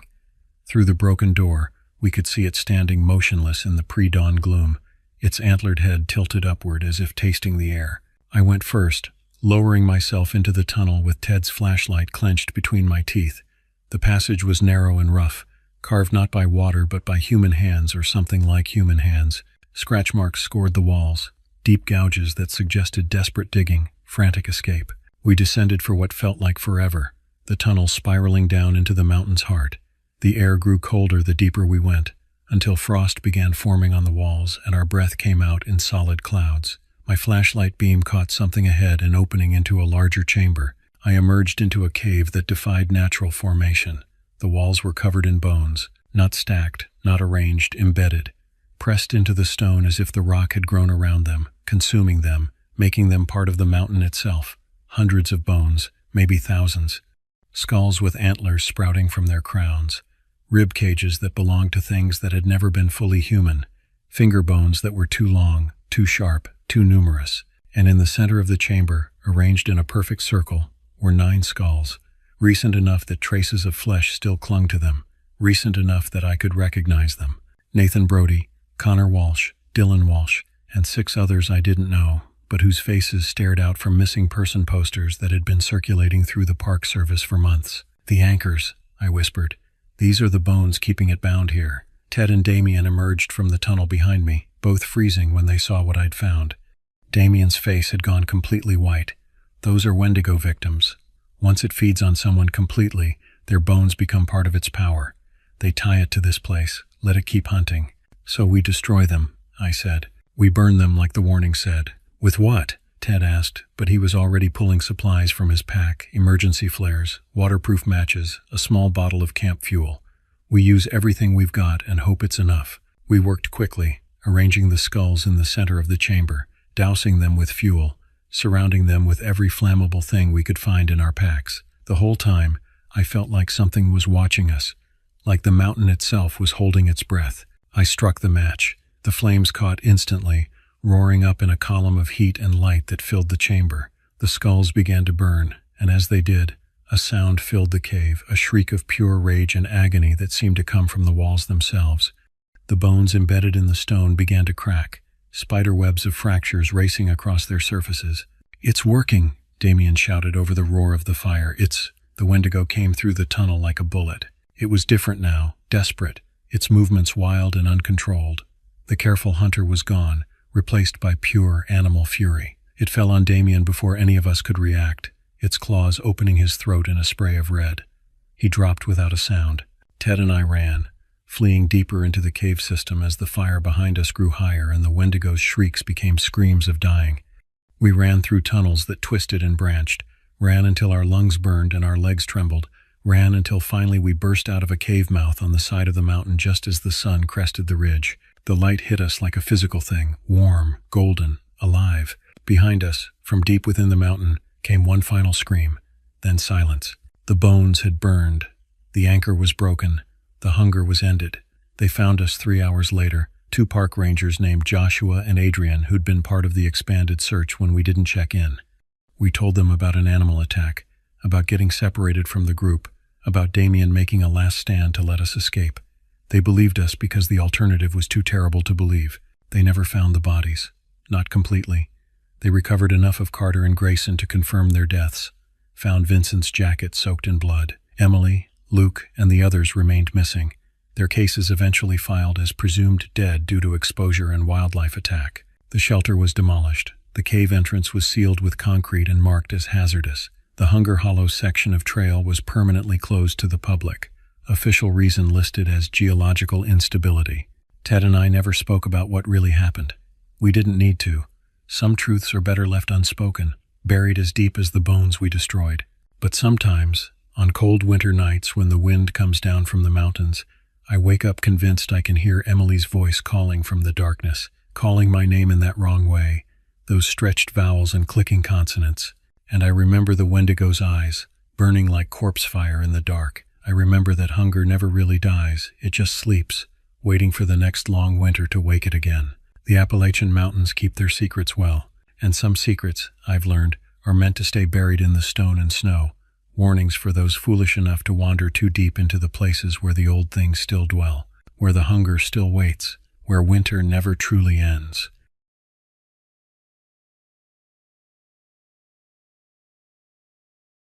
I should have known something was wrong when we found the abandoned campsite on the second day of our trek. The tent was shredded from the inside out, and there were scratch marks on the trees that started at 8 feet off the ground and dragged downward, as if something impossibly tall had been clawing its way toward the earth. But I was young then, 23 and fearless, convinced that the Appalachian wilderness held nothing I couldn't handle. My name is Julian, and I was leading 7 friends deeper into the mountains than any of us had ever gone before. The group had come together through a hiking club at the community center back in Asheville. There was Grayson, my closest friend since childhood, built like a linebacker but gentle as they come. His girlfriend Evelyn had insisted on coming, despite having never camped a day in her life before this trip. Then there were the twins, Nolan and Adrian, competitive about everything and always trying to prove who was the better outdoorsman.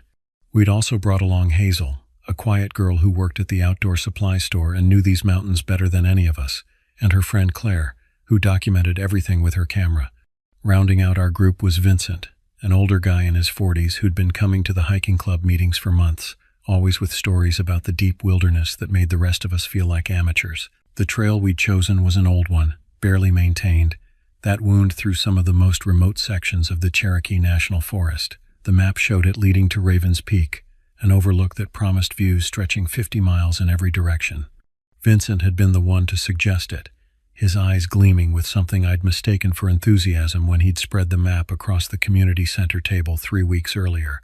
We'd set out from the trailhead at dawn, our packs heavy with supplies for 5 days in the backcountry. The first day had been perfect, exactly what I'd imagined when I'd planned this trip. The forest was alive with birdsong, sunlight filtered through the canopy in golden shafts, and the trail, though challenging, felt manageable. We'd made camp that first night beside a crystal-clear stream, cooking our dinner over the fire while swapping stories and watching stars emerge in a sky untainted by city lights. But the second day brought changes, subtle at first. The birdsong grew quieter as we climbed higher, until by afternoon we hiked through an unsettling silence, broken only by our footsteps and labored breathing. The temperature dropped faster than it should have for September, and by the time we reached the abandoned campsite, our breath was misting in the air. "Someone left in a hurry," Nolan observed, prodding the torn tent with his hiking pole. The fabric looked as if it had been attacked by a bear, except the tears went in the wrong direction, and there was no blood. "Those scratches on the trees," Hazel said quietly, her face pale as she studied the deep gouges in the bark. "That's not right. Nothing in these mountains does that. Vincent stood apart from us, staring up the trail ahead with an expression I couldn't quite read. When he noticed me watching, he smiled, but it didn't reach his eyes. "We should keep moving," he said. "We want to make Raven's Peak before dark." Something in his tone made the hair on the back of my neck stand up, but I pushed the feeling aside. We were committed now, too far in to turn back in one day, and the thought of retracing our steps through that oppressive silence was somehow worse than continuing forward. We hiked for 3 more hours, the trail growing steeper and more overgrown. The trees pressed in close, their branches forming a ceiling that blocked out most of the afternoon light. Adrian twisted his ankle on a hidden root, and we had to slow our pace, supporting him between Grayson and me. By the time we emerged onto the rocky outcropping of Raven's Peak, the sun was already sinking toward the horizon, painting the sky in shades of orange and red that looked too much like fire. The view should have been breathtaking. Rolling mountains stretched endlessly in every direction, their peaks fading into blue-gray mist. But there was something wrong with the silence here, too. No wind rustled the trees below us. No birds called out their evening songs. The world felt held in suspension, waiting for something. "We'll camp here tonight," I announced, trying to inject confidence into my voice. "Set up the tents in that clearing just back from the edge."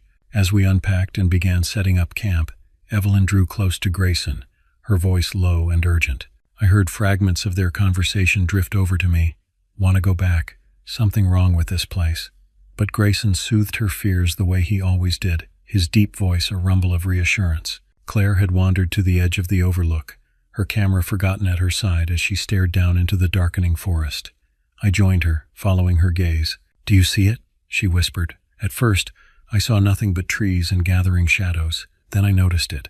A wrongness in the pattern of the forest canopy. A section where the trees looked dead or dying, their branches bare and skeletal in a rough circular pattern maybe half a mile below us. It looked like some kind of blight had struck that area, leaving a wound in the otherwise unbroken sea of green. "What could do that?" Claire asked. I had no answer. But as the sun dipped below the mountains and true darkness began to settle over Raven's Peak, I found myself unable to look away from that dead zone. And that's when I saw the first movement down there in the shadows, something impossibly tall and thin slipping between the dead trees, there and gone so quickly I might have imagined it. Vincent had appeared beside us without a sound. "We should get a fire going," he said. "It's going to be a cold night." That night, as we sat around the fire eating our freeze-dried meals, Vincent told us stories. He spoke of the old legends, the tales the Cherokee people had told about these mountains long before settlers arrived. He talked about creatures that lived in the deepest wilderness, things that had been hungry since the dawn of time. "There's one story," he said, his face half-shadowed in the firelight, "about a spirit that embodies the worst of human nature: greed, hunger, the willingness to consume others to survive. The indigenous people called it by different names, but the idea was always the same. Once it touches you, you become like it, always hungry, never satisfied, forever searching for the next meal." "That's cheerful," Nolan laughed nervously. Adrian didn't join in. Hazel was watching Vincent with an expression I couldn't interpret. "Why are you telling us this?" she asked. Vincent's smile was gentle, almost sad.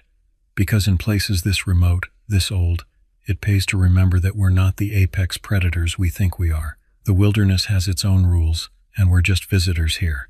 Later, as I lay in my tent listening to the absolute silence outside, I thought about those words. Through the tent fabric, I could see the glow of the fire dying down. Grayson had volunteered for first watch, his large silhouette moving periodically as he fed more wood to the flames. I must have dozed off, because I woke to a sound that shouldn't exist, a high-pitched keening that came from somewhere down the mountain, rising and falling like a siren, but organic, alive. It set every nerve ending in my body screaming with primal fear.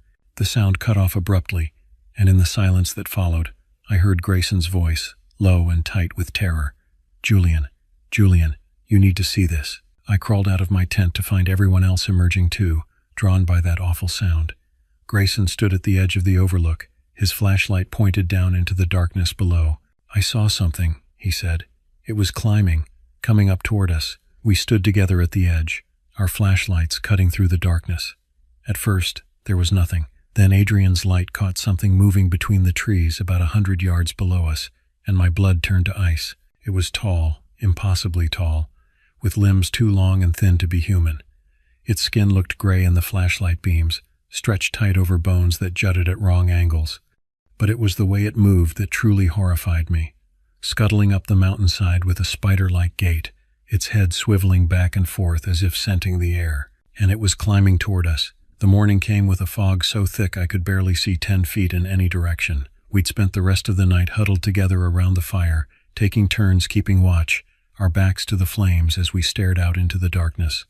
Whatever we'd seen, it hadn't come closer, but neither had it left. Several times throughout the night, we'd heard movement in the trees below the overlook, accompanied by sounds that my mind still refused to properly process. Something between clicking and whispering, with an underlying tone that made my teeth ache. Vincent had been oddly calm through it all, which should have been reassuring but somehow made everything worse. While the rest of us jumped at every sound, he sat with his back against a rock, eyes closed, almost meditative. "We need to leave," Evelyn said for the 10th time as weak sunlight began filtering through the fog. Her face was drawn, eyes red from lack of sleep. "We go back down the way we came, right now." "Adrian can barely walk on that ankle," Grayson reminded her gently. "And going back means going through those dead trees we saw. Whatever that thing was, it came from that direction." "So what do you suggest?" Nolan demanded, his usual competitive bravado stripped away by a night of fear. "We just stay here and wait for it to come back?" I pulled out my map, studying the contour lines by flashlight. "There's another trail," I said. "It branches off about a quarter-mile back the way we came, heads northeast, eventually connects with a Forest Service road. It's longer, but it keeps us on high ground and away from that dead zone." Hazel leaned over my shoulder, tracing the route with her finger. "That's the old Merchant's Trail," she said. "It's mostly abandoned now, but yeah, it could work." She paused, biting her lip. "There are stories about that trail, though. Old stories." "Worse than what we saw last night?" Claire asked, clutching her camera like a talisman. She'd been snapping pictures compulsively since dawn, as if documenting everything might somehow make it less real. Hazel didn't answer, which was answer enough. We broke camp quickly, our movements jittery with exhaustion and fear. The fog had lifted slightly by the time we started back down the trail, though visibility was still poor. Adrian limped along, supported by Grayson and me, his face twisted in pain with every step. We moved in a tight group, nobody wanting to be at the front or rear of our line. We'd gone maybe half a mile when Claire screamed. We all spun around to find her standing frozen, pointing at something just off the trail. Hanging from a low branch was what looked at first like a bundle of sticks, but as my eyes adjusted, I realized it was something much worse. Bones, small bones, arranged in a deliberate pattern, lashed together with what might have been dried sinew or vines. "What the hell is that?" Nolan whispered. Vincent stepped forward, examining the grotesque mobile without touching it. "A warning," he said simply, "or a marker. These mountains have their own language." "You're talking like these things are real," Adrian said, his voice rising with hysteria. "Like that thing last night was actually some kind of monster and not just a bear or—" "You know it wasn't a bear," Vincent interrupted, his tone patient but firm. "We all know what we saw. The question is what we do about it." I didn't like the way he said that, as if this was all somehow expected. "What do you mean, what we do about it?" "We get the hell out of here. That's what we do." Vincent met my eyes, and for just a moment, I saw something flicker in his expression. Guilt? Resignation? It was gone before I could name it. "Of course," he said. "Let's keep moving." We found the junction with the Merchant's Trail 10 minutes later. The branch-off was barely visible, overgrown with brambles and clearly unused for years. As we pushed through the vegetation onto the narrow path, the temperature seemed to drop another 10 degrees. The trees here grew differently, twisted and gnarled, their branches reaching out like arthritic fingers. "I don't like this," Evelyn whispered. But we were committed now. The main trail behind us led back past the dead zone, and none of us wanted to go that way. The Merchant's Trail wound along the ridgeline, sometimes climbing, sometimes dipping into steep ravines before climbing again. The fog came and went in patches, one moment giving us clear views of the mountains around us, the next reducing our world to a claustrophobic gray bubble. We walked in silence, conserving our energy and our courage. It was Hazel who first noticed someone was missing. We'd stopped for a water break in a small clearing, and she did a quick head count, her face going pale. "Where's Vincent?" We looked around in confusion. I could have sworn he'd been right behind me just moments before, but the trail behind us was empty. We called his name, our voices echoing strangely in the fog, but got no response. "He probably just stopped to piss," Nolan said. but he didn't sound convinced. "He'll catch up." We waited 15 minutes, then 20. Vincent never appeared. Grayson wanted to go back and search for him, but I convinced him it was too dangerous to split up further. We left clear markers and continued on, telling ourselves Vincent knew these mountains and could take care of himself. But I couldn't shake the feeling that he hadn't just wandered off. Something had taken him, silently and completely, and we hadn't noticed until it was too late. The trail grew worse as the day wore on. Several times we had to help Adrian across fallen logs or up steep inclines, his injured ankle slowing us to a crawl. The sun was already past its zenith when we heard the sound again, that terrible keening, closer this time, coming from multiple directions at once. "Run," Grayson said, his voice tight. "We have to run." But we couldn't, not with Adrian, barely able to walk. We moved as fast as we could, practically carrying him, while those horrible sounds echoed through the forest around us. I caught glimpses of movement in the fog, shapes that were there and gone, always just at the edge of perception. We stumbled into another clearing, this one dominated by a massive oak tree that looked ancient beyond measure. Its trunk was easily 15 feet across, and its branches spread out like a cathedral ceiling. But it was what hung from those branches that made us stop in our tracks. Dozens of those bone arrangements, clicking and rattling in a wind we couldn't feel, creating a sound like wind chimes made in hell. "We're in its territory," Hazel breathed. "This is its place." "It's?" Claire's voice was barely audible. "What is it? What are we dealing with?" Before anyone could answer, Adrian screamed. Something had grabbed his leg from the underbrush at the edge of the clearing, something with fingers too long and joints that bent the wrong way. Grayson lunged forward, grabbing Adrian's arms, and a horrible tug of war began. I saw it then, really saw it for the first time in the pale afternoon light filtering through the fog. The creature's face emerged from the bushes, and I understood why people went mad from seeing things they couldn't explain. Its features were almost human, but stretched and distorted like a reflection in a funhouse mirror. Its mouth opened impossibly wide, revealing too many teeth, all of them sharp. But worst of all were its eyes, intelligent, aware, and filled with an endless, aching hunger. Nolan and I jumped forward, grabbing Adrian as well, pulling against the creature's grip. For a moment, the three of us struggled against whatever held Adrian, and I could feel its terrible strength, its absolute determination. Then, with a sound like tearing fabric, Adrian's pants ripped, and we all tumbled backward. The creature released him and melted back into the fog, but we'd all seen it now. We knew what stalked us. "Wendigo," Hazel whispered, the word falling into the clearing like a stone into still water. The old stories called it Wendigo. We ran then, all pretense of careful hiking abandoned. Adrian somehow found the strength to stumble along with us, driven by pure terror. The trail twisted and turned, and behind us, we could hear pursuit, breaking branches, that awful keening, and underneath it all, a sound like laughter, if laughter could be hungry. When we finally stopped, gasping for air, we'd lost someone else. Claire was gone, her camera lying abandoned on the trail behind us, its lens cracked and useless. Evelyn was sobbing, Grayson holding her tight. Nolan had his hands on his knees, trying not to throw up. Adrian sat on a rock, staring at his torn pants and the scratches on his leg that were already beginning to look infected, the flesh around them turning an unhealthy gray. And I realized with terrible certainty that we weren't going to make it out of these mountains. Not all of us. Maybe not any of us. Night was falling fast, and we had no choice but to make camp. We'd found a rocky outcropping with our backs to a cliff face, giving us at least one direction we didn't have to defend. Adrian's condition had worsened throughout the afternoon. The scratches on his leg had spread, gray veins creeping up from the wounds, and he'd developed a fever that left him shivering despite the extra layers we'd wrapped around him. "We need to talk about what's happening," I said quietly to Grayson and Hazel, while the others tried to get a fire started with shaking hands. "Adrian's getting worse, and it's not infection. Not normal infection anyway." Hazel nodded grimly. "The stories say the Wendigo's touch spreads its hunger. Once you're marked, you become like it, always starving, no matter how much you eat. Eventually, you start craving what it craves."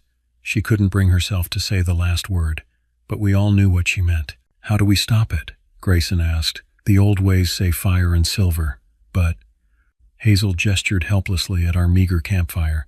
"I don't think that's enough. This thing, it's not just a creature. It's a force, a manifestation of something wrong in the world." I thought about Vincent's stories from that first night, his knowing looks, the way he'd seemed to be leading us somewhere specific. "Vincent knew," I said. He knew what was up here. That's why he suggested this trail. But why? Grayson demanded. Why would he bring us here? We didn't have an answer, and the question died as Adrian suddenly sat up, his eyes wild. I'm so hungry, he whispered. God, I'm so hungry. His gaze fixed on Evelyn, and for just a moment, I saw something inhuman flicker in his expression. Nolan moved between them instinctively. Adrian, buddy, we've got food. Let me get you something to eat. But Adrian shook his head violently. It won't help. It won't help. I can feel it inside me, changing me. I can feel what it wants. His voice broke. You need to leave me here. Get away from me before I become like it. We're not leaving anyone, I said firmly, though I had no idea how we'd keep that promise.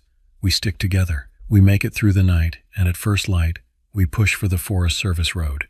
It can't be more than a few miles now. It was a lie. I had no idea how far we were from anywhere safe, but we all needed something to hold on to. We took turns keeping watch through the night, 2 people awake at all times. The forest around us was alive with sounds now, no longer silent but filled with whispers and movements. Several times, we saw shapes circling our camp just beyond the firelight, and once, we heard Vincent's voice calling from the darkness, "Help me, please, help me." But we all knew it wasn't really Vincent. Not anymore. Adrian's condition continued to deteriorate. The gray veins had spread across his entire leg and were creeping up his torso. His fever spiked, and he began muttering in a language none of us recognized, guttural and ancient. As midnight approached, Evelyn suddenly stood up, her eyes unfocused. "I hear it," she whispered. "It's calling me." Grayson grabbed her arm. "Evelyn, no, stay here, stay with me." But she pulled away from him with surprising strength, walking toward the edge of our firelight. "It's beautiful," she said dreamily. "Don't you see? We've been going about survival all wrong, fighting against the hunger instead of embracing it. If we just let go, we wouldn't have to be afraid anymore." "Evelyn!" Grayson lunged forward, but she was already running into the darkness. He started after her, but Hazel and I held him back. "It's too late," Hazel said, tears streaming down her face. "She's been marked too. We didn't see it happen, but she's been marked." Grayson's anguished cry echoed through the mountains, and from the darkness, we heard an answering sound. Evelyn's laughter, wrong and twisted, joined by other voices in a horrible chorus. "They're playing with us," Nolan said, his voice hollow. "They could have killed us any time, but they're playing with us." I realized he was right. This wasn't just about hunting or feeding. The Wendigo, or Wendigos plural if there were more than one, were enjoying our terror. They were drawing it out, savoring our despair the way a gourmand savors a fine meal. Adrian suddenly stood up, and we all instinctively backed away. His skin had taken on a grayish pallor, and his eyes reflected the firelight with an unnatural gleam. "I understand now," he said, his voice not quite his own. "The hunger isn't a curse, it's a gift, an evolution. Why should we limit ourselves to what's morally acceptable when we're so much more than that?" "Adrian," I said carefully, "you're not yourself. This thing is changing you, making you think things that aren't true." He smiled, and his teeth looked longer than they should. "I've never been more myself. I've never been more honest, and I'm so hungry." He lunged at Nolan with inhuman speed. They went down in a tangle of limbs, Adrian's teeth snapping inches from Nolan's throat. Grayson tackled Adrian off his brother, and the two of them wrestled while Nolan scrambled backward. "The fire!" Hazel shouted. "Get him to the fire!" I grabbed a burning branch and thrust it at Adrian, who recoiled with an inhuman shriek. The flames seemed to cause him actual pain, and he retreated to the edge of our camp, crouching there like an animal, watching us with those terrible, hungry eyes. "We can't stay here," I said. "We move now, in the dark. It's our only chance." "That's insane," Nolan protested. "We'll be defenseless out there." "We're defenseless here," I countered. "At least moving gives us a chance." We gathered what we could carry and fled into the night, leaving Adrian crouched by our fire. Behind us, his voice joined the chorus calling from the darkness, and I tried not to think about Evelyn and Claire and Vincent, tried not to imagine what had become of them. The forest was a nightmare of shadows and whispers. We ran blindly, following what we hoped was the trail, our flashlights cutting useless tunnels through the darkness. Things moved parallel to us, keeping pace, sometimes ahead, sometimes behind, herding us like sheep toward some unseen destination. We burst into a clearing, and our lights revealed a sight that stopped us cold. Standing in the center was a massive Wendigo, easily 12 feet tall, its emaciated body covered in tattered gray skin stretched tight over protruding bones. Its antlers, for it had antlers like some twisted mockery of a deer, spread 8 feet across, and surrounding it were the others, smaller ones, newer ones, including 3 that I recognized even in their transformed state. Vincent, Claire, Evelyn, they'd all become like it. "Welcome," the largest one said, and its voice was like wind through dead trees. "We've been waiting for you." "Why?" I managed to choke out. "Why us? Why any of this?" The Wendigo tilted its head. "Because the hunger must spread. Because we were once like you, fighting against our nature, pretending to be civilized, and because Vincent promised us fresh vessels. He was the first of our new crop, you see. He brought you here deliberately, offering you up to extend his own existence." Vincent's transformed face twisted in what might have been shame or might have been satisfaction. It was hard to tell anymore. "But I'm feeling generous," the Wendigo continued. "I'll give you a choice. Join us willingly, and the transformation will be painless. Or run, and we'll hunt you until you're too exhausted to resist, and then we'll change you anyway. Either way, you'll become what we are. It's already begun. You've breathed the air of our territory, drunk water from our streams. The seeds are planted." I looked at Grayson, at Nolan, at Hazel. I saw the same realization in their eyes that I felt in my heart. We weren't going to escape. We'd been doomed from the moment we'd entered these mountains. "There has to be another way," Grayson said, and I loved him for his stubborn refusal to give up hope. The Wendigo laughed. "Fire can kill us, but you have no fire. Silver can wound us, but you have no silver. You are in our world now, and in our world, we make the rules." That's when Hazel stepped forward, and I saw something in her hand I hadn't noticed before, a lighter and a small bottle of camping fuel. "You know what I just remembered?" she said, her voice eerily calm. "The old stories say the Wendigo can't cross running water, and about 50 yards that way," she pointed into the darkness, "there's a creek. I've been here before, years ago. I know these mountains." She flicked the lighter, and in its small flame I saw her smile, sad and resigned. "Run," she said. "I'll buy you time." "Hazel, no." I started toward her, but she'd already poured the fuel over herself and the surrounding vegetation. "The stories also say," she continued, "that we're never truly lost if we're willing to sacrifice ourselves for others. Maybe that's the one thing the hunger can't consume." She met my eyes. "Run, Julian. Tell people what happened here. Warn them about these mountains." The Wendigos had started forward, sensing her intention, but they were too slow. Hazel ignited herself in the clearing in a blast of heat and light that sent the creatures shrieking backward. "Run!" she screamed. We ran. Behind us, the forest caught fire, and the night filled with the sounds of the Wendigo's rage and pain. We crashed through the undergrowth, following the sound of water, and found the creek, maybe 20 feet across and running fast with snowmelt. We didn't hesitate. We plunged into the icy water and let the current take us, clinging to rocks and logs, barely keeping our heads above water. Behind us, at the creek's edge, we could see shapes gathering, pacing back and forth, unable or unwilling to cross. The creek carried us for what felt like hours, though it was probably less. Eventually, we pulled ourselves onto the far bank, shaking with cold and shock. In the distance, we could see the glow of the forest fire, and beyond that, the first gray light of dawn. "We need to keep moving," Nolan said through chattering teeth. "Get as far from here as possible." We stumbled through the pre-dawn darkness and finally found a hiking trail, a real one, with trail markers and signs. By full daylight, we reached a parking area where a ranger truck was just pulling in. The ranger took one look at us, soaking wet, wild-eyed, and near collapse, and called for help. Within an hour, we were being treated for hypothermia and dehydration at a small mountain clinic. The authorities asked questions, and we tried to answer. But how do you explain the truth? That ancient evil still lives in those mountains, waiting for the next group of naive hikers who think they can conquer the wilderness. They searched for the others, of course. Search parties combed the mountains for weeks. They found the remains of our camps, the burned section of forest where Hazel had made her last stand. But of Vincent, Claire, Evelyn, Adrian, and Hazel herself, they found nothing. The official report listed them as lost in a tragic hiking accident, possibly caught in the forest fire. But Grayson, Nolan, and I know the truth.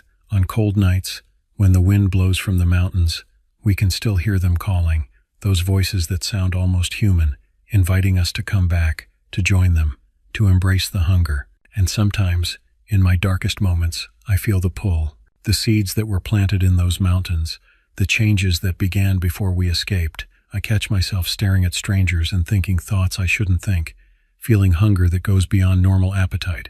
I fight it every day. We all do. But I wonder how long before the fight becomes too much, before the call of the mountains grows too strong to resist. The Wendigo was right about one thing. Once you've entered their world, you never truly leave. The hunger follows you, patient and eternal, waiting for the moment you let your guard down. And in the deep places of the Appalachian Mountains, where the maps are vague and the trails are forgotten, they're still out there, still waiting, still hungry, always hungry.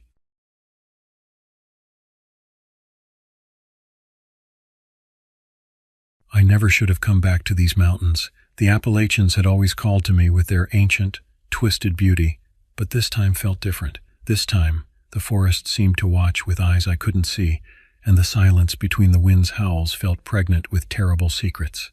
I'd returned to catalog the old trails near Harlan Hollow, a task that seemed simple enough when Hudson first proposed it back in September. Now, standing at the trailhead with frost crisping the dead leaves beneath my boots, I wondered if I'd made a fatal mistake. Hudson was late.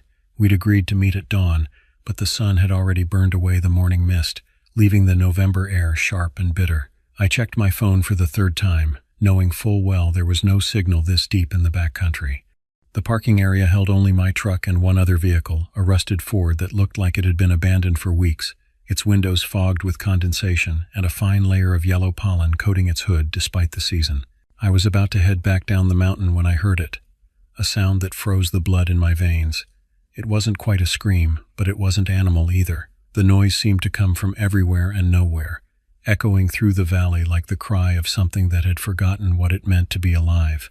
The trees absorbed it, swallowed it, and for a moment, I wondered if I'd imagined the whole thing. Then I heard my name. Help me. The voice was Hudson's, but wrong somehow stretched thin like taffy, hollowed out. It came from deep within the forest, up the trail that wound between ancient hemlocks and disappeared into shadow. Every instinct screamed at me to run, to get in my truck and drive until I hit civilization. But Hudson was my friend. We'd explored these mountains together for years, ever since we were kids sneaking away from our family's cabins to chase adventure. I couldn't leave him. I grabbed my pack and headlamp, even though it was still daylight, and started up the trail. The path was familiar, one I'd hiked dozens of times, but today it felt alien. The trees leaned in at wrong angles. The undergrowth rustled with movements I couldn't quite catch. And that smell, God, that smell. It was like rot and winter and starvation all mixed together, a stench that seemed to seep from the earth itself. Hudson, I called out, my voice embarrassingly small in the vast silence. Where are you? The trail steepened as it climbed toward the ridge. My breath came in white puffs, and my legs burned with the effort. I'd been hiking for maybe 20 minutes when I found the first sign that something was terribly wrong. Hudson's backpack, torn open and scattered across the trail. His water bottle lay crushed, the metal dented as if something with incredible strength had squeezed it like a tin can. His compass was there too, the glass face shattered, the needle spinning uselessly, but no blood. That should have comforted me, but somehow it made everything worse. I picked up his pack, noting the deep gouges in the fabric, 4 parallel tears that looked almost like claw marks, except they were too long, too deliberate. Whatever made these marks had fingers. Hudson, I shouted, louder now, fear giving my voice an edge. This isn't funny. Where are you? The forest offered no response except the wind moving through bare branches, a sound like labored breathing. I pressed on, following a series of disturbed areas, broken branches, disturbed leaves, strange marks in the soft earth that might have been footprints. They were human-sized but elongated, as if something had walked on tiptoe with too many joints in its legs. Every rational part of my brain told me to turn back, but Hudson's voice kept calling from somewhere ahead, always just out of reach, always begging for help. The sun was lower now, painting the forest in shades of amber and shadow. I checked my watch. 3 hours had passed, though it felt like minutes. Time moved strangely here, pooling in the hollows and dripping away like sap from wounded bark. That's when I saw the cabin. It squatted between 2 massive oaks, a structure so old and weathered it seemed to have grown from the mountain itself. The roof sagged dangerously, and the single window was dark as a dead eye, but smoke rose from the chimney, thin, gray, steady. Someone was home. I approached cautiously, every horror story my grandmother had told me flickering through my mind. She'd grown up in these mountains, had warned me about places like this, about the things that lived in the deep woods. There are hungers older than man, she'd whispered during thunderstorms, her gnarled hands gripping mine. Hunger's that winter never satisfies. The cabin door hung open, creaking on rusted hinges. "Hello?" I called from the porch, not quite brave enough to step inside. "Is anyone there? I'm looking for my friend." The smell hit me then, the same rotting winter starvation stench from the trail, but stronger now, concentrated. It poured from the cabin's interior like invisible smoke, making my eyes water and my stomach heave. I should have run. I should have turned around and never looked back, but I saw something in the darkness beyond the door, a figure, tall and impossibly thin, standing in the shadows with its back to me. "Hudson," I whispered. The figure turned, and I saw its face. It wasn't Hudson. It couldn't have been human at all, though it wore human shape like an ill-fitting coat. The thing's skin was gray-white, stretched tight over prominent bones, and its eyes God. Its eyes were yellow and ancient and filled with an endless, gnawing hunger. Its mouth hung open, revealing teeth that were too sharp, too numerous, stained with something dark. But worst of all was its smell, its presence, the way it seemed to radiate cold and desperation and a ravenous need that had burned away everything else until only appetite remained. The Wendigo, my grandmother's stories flooded back, tales of cursed souls who'd turned to cannibalism during harsh winters, who'd been transformed by their terrible hunger into something neither living nor dead. Spirits doomed to wander the mountains forever, searching for human flesh, always starving, never satisfied. The creature took a step toward me, its joints cracking like breaking ice. It moved wrong, all angles and jerking motions, as if it had forgotten how human limbs were supposed to work. "Help, me." It spoke with Hudson's voice, perfectly mimicked, and I realized with horror that it had been luring me here all along, calling me deeper into the forest with my friend's stolen words. I ran. Branches whipped my face as I crashed down the trail, my lungs burning, my legs pumping with pure terror-fueled adrenaline. Behind me, I heard it following, not running, but moving fast anyway, its footsteps thundering against the earth, accompanied by that awful breathing, that hungry wheezing. The trail seemed different now, longer, twisting in ways I didn't remember. Twilight had fallen completely, and my headlamp beam danced wildly as I fled, illuminating snapshots of horror. Trees with symbols carved into their bark, bones scattered among the leaves, and once, just for a moment, another figure standing motionless between the trees, watching me with those same yellow eyes. There was more than one. My truck appeared ahead, a miracle of normalcy in this nightmare forest. I fumbled for my keys, hands shaking so badly I could barely grip them. The Wendigo emerged from the tree line as I wrenched open the door, its skeletal frame silhouetted against the dying light. It didn't rush forward. It simply stood there, watching, waiting, as if it knew I could never truly escape. The engine roared to life, and I threw the truck into reverse, tires spinning on the loose gravel. As I pulled away, my headlights swept across the parking area one final time, illuminating that rusted Ford I'd seen earlier. Hudson's truck. The realization hit me like a physical blow. Hudson had been here. He'd parked his truck and hiked up that trail, just like I had. And whatever happened to him up there, in that cabin, or in those woods, had transformed him into something else, something hungry and hollow and wrong. Or maybe, and this thought was somehow worse, maybe Hudson had never made it to the parking lot at all. Maybe the Wendigo had been using his voice, his identity, to lure people into the forest for longer than I wanted to imagine. I drove without stopping, didn't slow down until the mountains were dark shapes in my rearview mirror. My phone buzzed as I hit the first cell tower, messages flooding in. 3 were from Hudson's sister, Emily, each more frantic than the last. "Have you seen Hudson? He never came home. Mom's calling the authorities. Please, if you know anything." I pulled over at a gas station in town, my hands still trembling, and stared at the messages. What could I tell her? That her brother was gone, transformed, or perhaps had never been there at all. That something wearing his voice had tried to lead me to the same fate. In the end, I called the local ranger station and reported what I'd found: Hudson's abandoned truck, his destroyed backpack, the strange cabin. I left out the creature, knowing how it would sound. They promised to send a search team at first light, but I knew what they wouldn't find. The mountains kept their secrets, and the Wendigo kept its prey. Hudson was gone, claimed by an ancient hunger that could never be satisfied. And somewhere up in those hollows, in the deep places where winter never fully releases its grip, something waited for the next hiker, the next voice to mimic, the next meal to pursue through the endless, starving darkness. I never went back to the Appalachians, Some trails, once walked, change you forever, and some hungers, once witnessed, never let you forget that you, too, are made of meat and warmth, exactly what the winter craves most. The mountains still call sometimes, late at night when the wind howls, but now I hear other voices in that call, familiar voices twisted into something hungry and hollow. Hudson's voice, asking for help, begging me to come back. I never answer.